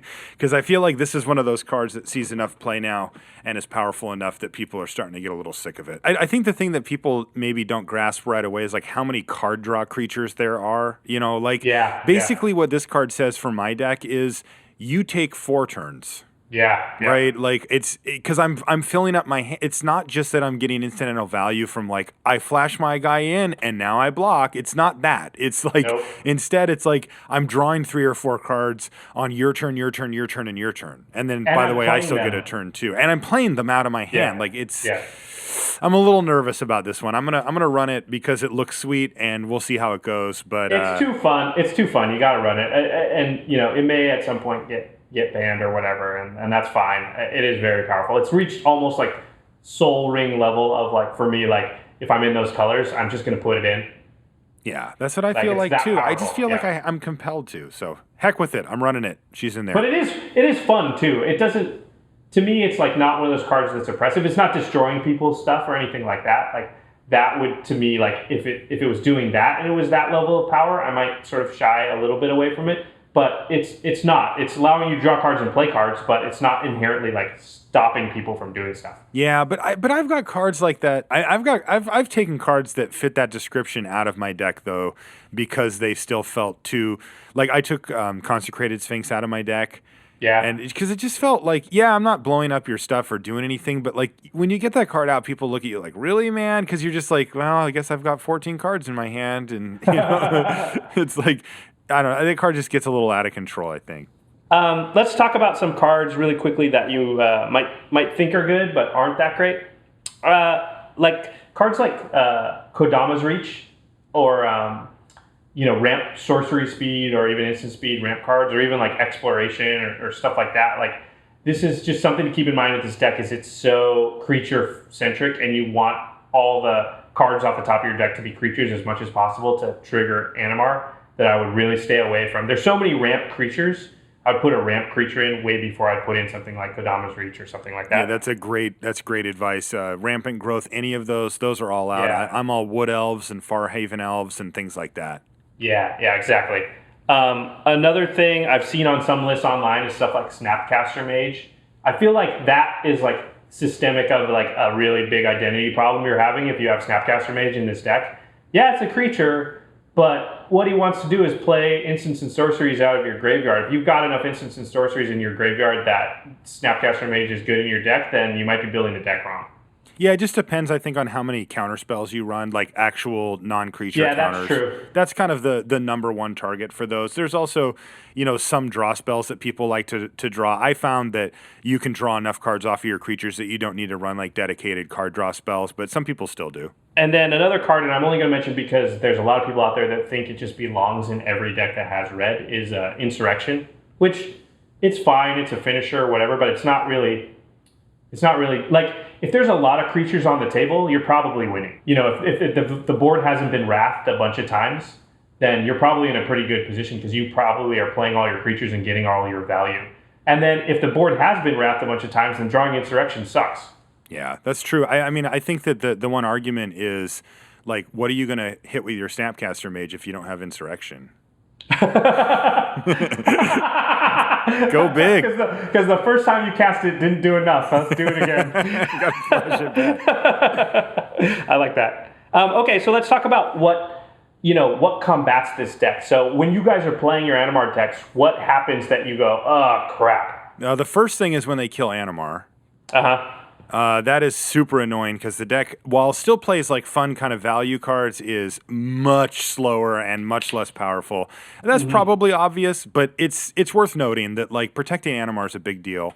Another thing that I have decided in my deck to completely avoid, or I shouldn't say completely, but almost completely avoid, is not being able to cast Animar on turn 3 or turn 2. I have no interest of battlefield tapped lands in this deck at all. I'm running as many fetches and duels as I can. Like, if I'm going to have one commander deck, I am casting this stupid 3-color commander on the earliest turn possible. So it's either turn 1 Birds of Paradise, turn 2 commander Animar, or like an elf and him, or I'm just land that guy. The only lands that I play that don't are a couple of colorless lands like Strip Mine and I think I play Maze of Ith, that kind of thing. Oh, yeah. But beyond that, like any mana producing land that I have is going to be able to cast Animar. So that's a huge tripping point. I see people get a little greedy with their mana as far as like, playing some bounce lands or some things that just aren't that efficient at getting him down. And you need to have him down early. Like, Animar coming down early is how you get the ball rolling, because you need to do a lot more. Like, some people play a commander that comes into the battlefield and just wrecks, right? It's like, Right. Oh man, that thing's sweet. Animar does nothing the turn you play him. Like, he's just like, hey, I'm a 1/1. What up, guys? And, he doesn't really do enough. So, I think that, putting emphasis on getting him into play as early as possible is one of the pitfalls if you're not doing that. Yeah, I absolutely agree. You really need to get the ball rolling fast on Animar, because if he doesn't, so many other decks that might be built for speed or whatever. Turn 5 is their big turn that they can start wrecking house. And if by that point you don't at least have, you're not in first or second gear. Because some commanders like Kikijiki, they jump out and they're already cruising at third or fourth gear. They're able to do so much as soon as they hit the table. So it's definitely very important to get Animar out early, and also just to make sure that you don't draw enough attention to yourself that people don't immediately go, like, well, he's out. Let's deal with that first. Okay, guys, let's continue to play our game while we wait for Marshall to get back up to 5 mana to cast him now or whatever. Yeah, I got to work on that aspect. I just do stuff because I'm like excited about getting a bunch of value, and then they're just like, yeah, we got to kill him. Yeah, I was gonna say, so that tells you when you're playing against Animar, like that one of the ways to disrupt that deck is to just kill him on sight the first time he's cast on turn 3. It's so hard with his. Yeah, it's interesting that you always want to play him on time because I would oftentimes not want to play him until I can protect him because I don't want to invest all this stuff and then they just get rid of him. Mm-hmm. But that's why if you're board playing wipes, again mostly 1v1 and 3v3 or 2v2, I'm an idiot. If you're playing mostly 1v1 or 1v1v1, then I can see where getting him out early is actually a lot safer because in those games you've got a target at least more painted on you than 4 or more players. Yeah. One of the other things that you really don't want to see it, but that you do all the time are of course board sweepers. I mean, this is a heavily creature-based deck. Now, there's good news though. There's 3 good news pieces. Animar's cheap, so getting him back out isn't that big of a deal. Right. Mm-hmm. B, you get to run counter spells to help mitigate the damage from those, like where you can see like they can go for a wrath and you can say no, I got to keep my board state. I'm going to counter it. And the last thing is that since the deck is quite good at drawing cards, a lot of times when they do wrath your board, it's not like you're just on empty. Like you're usually staring at 4 or 5 cards still in your hand, so you've got a rebuild plan ready to go if they do get a wrath in on you. It's not one of those decks where you're just like, well, we're all in, boys. Hope this works out, and then they wrath and you're like, oh, we'll see you next game. I'm just Don't build your deck that way so that you're ever in that position where if they board wipe, you're just dead because this is EDH. Everybody runs a lot of board wipes. Yeah, you're going to be at a disadvantage given the fact that you are a heavy creature-based deck that relies on you playing the creatures from your hand and getting them on the battlefield. Yeah. But you can mitigate it quite a bit. And I'd say you definitely are the most obvious threat because, some people might be just waiting to combo off and only have some enchantments out. But when you have like 7 creatures and they're all huge, pretty clearly people turn their attention to you first. Yeah, and often you've gone first, right? Like you're the first one to make an assertive play because your commander's so cheap. So you've kind of got that early attention. Yeah, that's what I would say about playing your commander on turn 3. You're often going to be the default target then because nobody else has played their commander yet. So, but if you're powerful enough to win at that point, then all the more power to you. And he is. Yeah, he definitely gets there.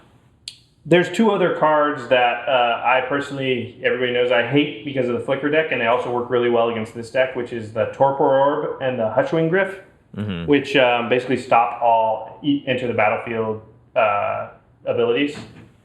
Which I am assuming would shut down this deck pretty hard. Yeah, it definitely doesn't make things easy. You lose a lot of value. Down, yeah, for sure. It's a big problem. Yeah, because Animar won't even get counters or anything, right? I think it still does. Oh no, it's right? cast. It's when you cast. Yeah, it's when you cast. So you still get counters. So you do get some cheapness, but I mean, just like randomly thumbing through the deck, it's like enters a battlefield.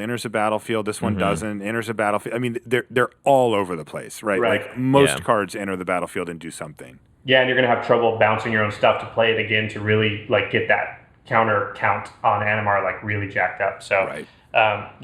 Those I hate seeing those cards, but I would say like those cards are good cards to play in a lot of decks because we've been talking about them a lot, which means they work against a lot of different commanders. So some stuff to look at.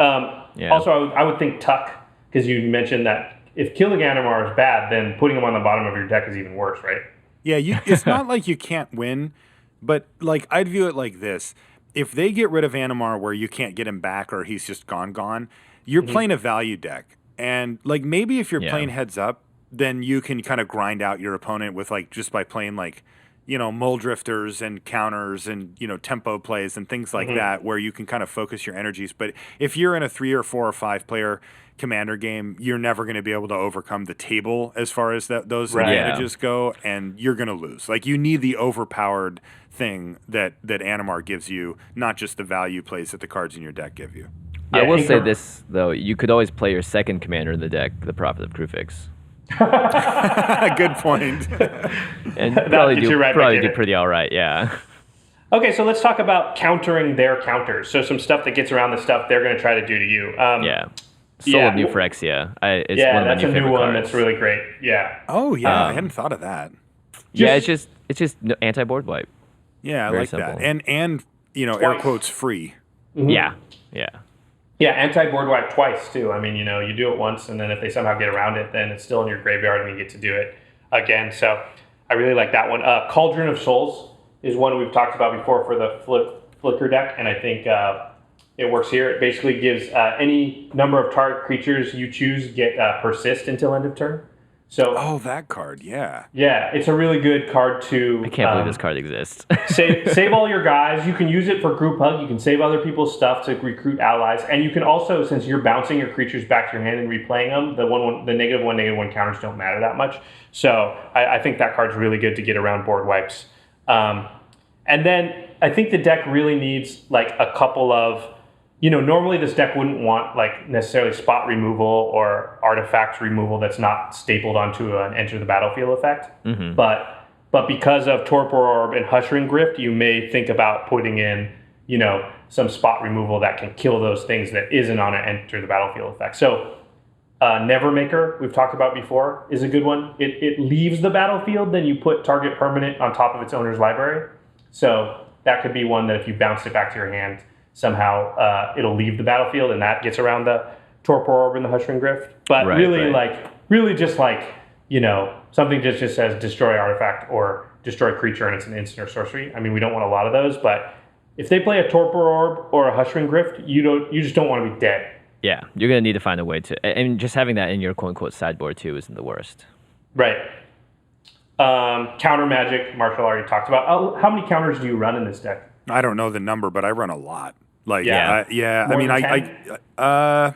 Here, I'll thumb through and I'll get you a number, but it ends up being like I run basically the most like just straight up efficient ones that I can.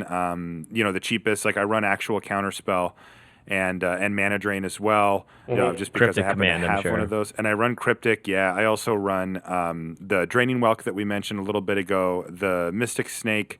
I don't run any counter spells that care about how much mana my opponent has, because I found that those just suck. Yeah, for commander, like everybody's Pact of got Negation, infinite maybe? mana. Yeah, I don't run Pact.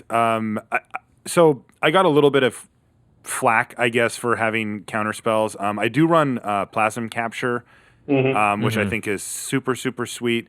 And I run Force of Will as well, which I realize is maybe overkill, but I find it quite you got useful. it. Yeah, I've got a few of those, and so I felt like it actually did have a reasonable place in the deck, because sometimes I have to tap out and draw a bunch of cards, and so I've sort of stuck sitting there, and you can kind of get people with it. I just, some people get annoyed by counterspells in Commander, but I don't really care. Like, they don't bother me. Like, I don't feel like I'm infringing. Like, it's a 1-for-1. I have to spend mana. I have to leave mana up. Like, I'm trying to play counterspells against a table of people. Like, I'm at a disadvantage here. I'm doing it just so that I don't get wrathed, hopefully. Yep. Yeah, absolutely. I totally agree. Some groups don't like counterspells. You just kind of have to play that by ear. But I agree with Marshall. Like, it's part of blues. It's actually the signature part of the blue. blue, yeah. So if you disallow it, you're disallowing. It'd be like disallowing red to do any sort of direct damage dealing stuff, or disallowing black to play in creature removal. Like, that seems kind of crazy. Yeah. The last thing I would say for countering their counters is tutors. Now, it's funny because Marshall said he took all his tutors out. I mean, in our group, people play stuff like Hinder, and they play some tuck effects, and you want to be able to go find your commander again at the very least. So I would run like Survival of the Fittest, Worldly Tutor you mentioned, Elad Omri's Call, which is another like go find a creature and put it in your hand card, stuff like that. My favorite, Fauna Shaman, I think is a great creature tutor. Fauna Shaman, which is the creature version of Survival of the Fittest. I actually do run Fauna Shaman and Survival as well. So I shouldn't say I don't run any cards that tutor for anything. I just don't run the pure, like the Worldly Tutors and the Mystical Tutors and those type of things. And I usually, like, I have an addiction. Like, so I realize that every single time, well, I'm well acquainted with that one. This is a more specific magic addiction. This is like, I would, every single time I played Worldly Tutor, I would think of all the cool cards that I could get that would be really powerful, and then I would, once I came across Oracle of Moldiah in my deck, I would just stop and get that every single time, no matter what. Because like I can never pass up the type of value, and I love the tension of like, am I going to draw a land? And when I'm just going off and playing lands, and people are staring at me, just shaking their head, and I'm giggling like a schoolgirl. Like these are the moments that I like for Commander. So I usually just end up searching that card up no matter what. Is there anything else you guys want to throw out there about how the deck plays, or any other advice to anybody that's building the deck or playing the deck? I would say make sure you keep in a little bit of recursion, because you are going to get things removed. Like a Mirror Retriever is the worst card to play in this deck. Cards like Genesis aren't the worst cards to put in this deck. Just things that potentially can save your butt. But the thing is, if you're playing the 1v1 with this and win on turn 7 or 6 or whatever, then you don't worry about that so much. But I find in multiplayer games, it's always good to have a little bit of just a little insurance policy. Yeah, I think if you're going to run Survival of the Fittest and Fauna Shaman, you almost have to put Genesis in anyway. So, yeah, it just allows you to go get that first and then go get something else, and you can always get the things that you're dropping in your yard back. So, that's good. That's good advice. Yeah, and you build this deck however you want. We don't have to follow exactly what we're saying here. There's just a lot of different and find other cards. We've talked about a few here that I've never heard of or Marshall's never heard of. There's a lot of other cards out there in the big wide world of Magic that can make this deck do things that I've never seen before. So don't be afraid to find those. All right, cool. Marshall, dude, thank you so much for coming on. I don't know if we mentioned, but limited resources was really a big inspiration for us starting our podcast to begin with, and it's absolutely it's an inspiration for how we format and how we think about like doing each show. So thanks for that. We should take a moment to mention also the 1-for-1, Marshall, which is a new podcast you have going, which is sort of an interview-based series that has you going in depth with some awesome guests. So can you tell us a little more about that? Yeah. So thanks for having me on first, guys. I appreciate all the kind words as well. The 1-for-1 is just a straight up interview podcast where I find people that I find fascinating and sit down with them for a little over an hour and have a chat, and hopefully the listeners also find whatever I find fascinating as well. That's a lot of fascination. Indeed. Yeah, well, I've heard the first 2 episodes, and I'm definitely a big fan of the show. So it's I like that it's sort of a different format from LR, and you get to really go in depth with people too, it's really nice. Yeah, that's great. I got another episode coming out this week as well. I'm going to record it tomorrow with an artisan bartender. Wow. Ooh. Yeah, nice. It should be interesting. Very cool. Very cool. Where do we go to find that again? You can find everything at lrcast.com, but I also have a separate site for the 1-for-1. It's just the1for1.com. And that's spelled out 1 or the number 1? It's the number 1. Cool. And so we'll post all those notes, links in the show notes below. So make sure you guys check out Marshall.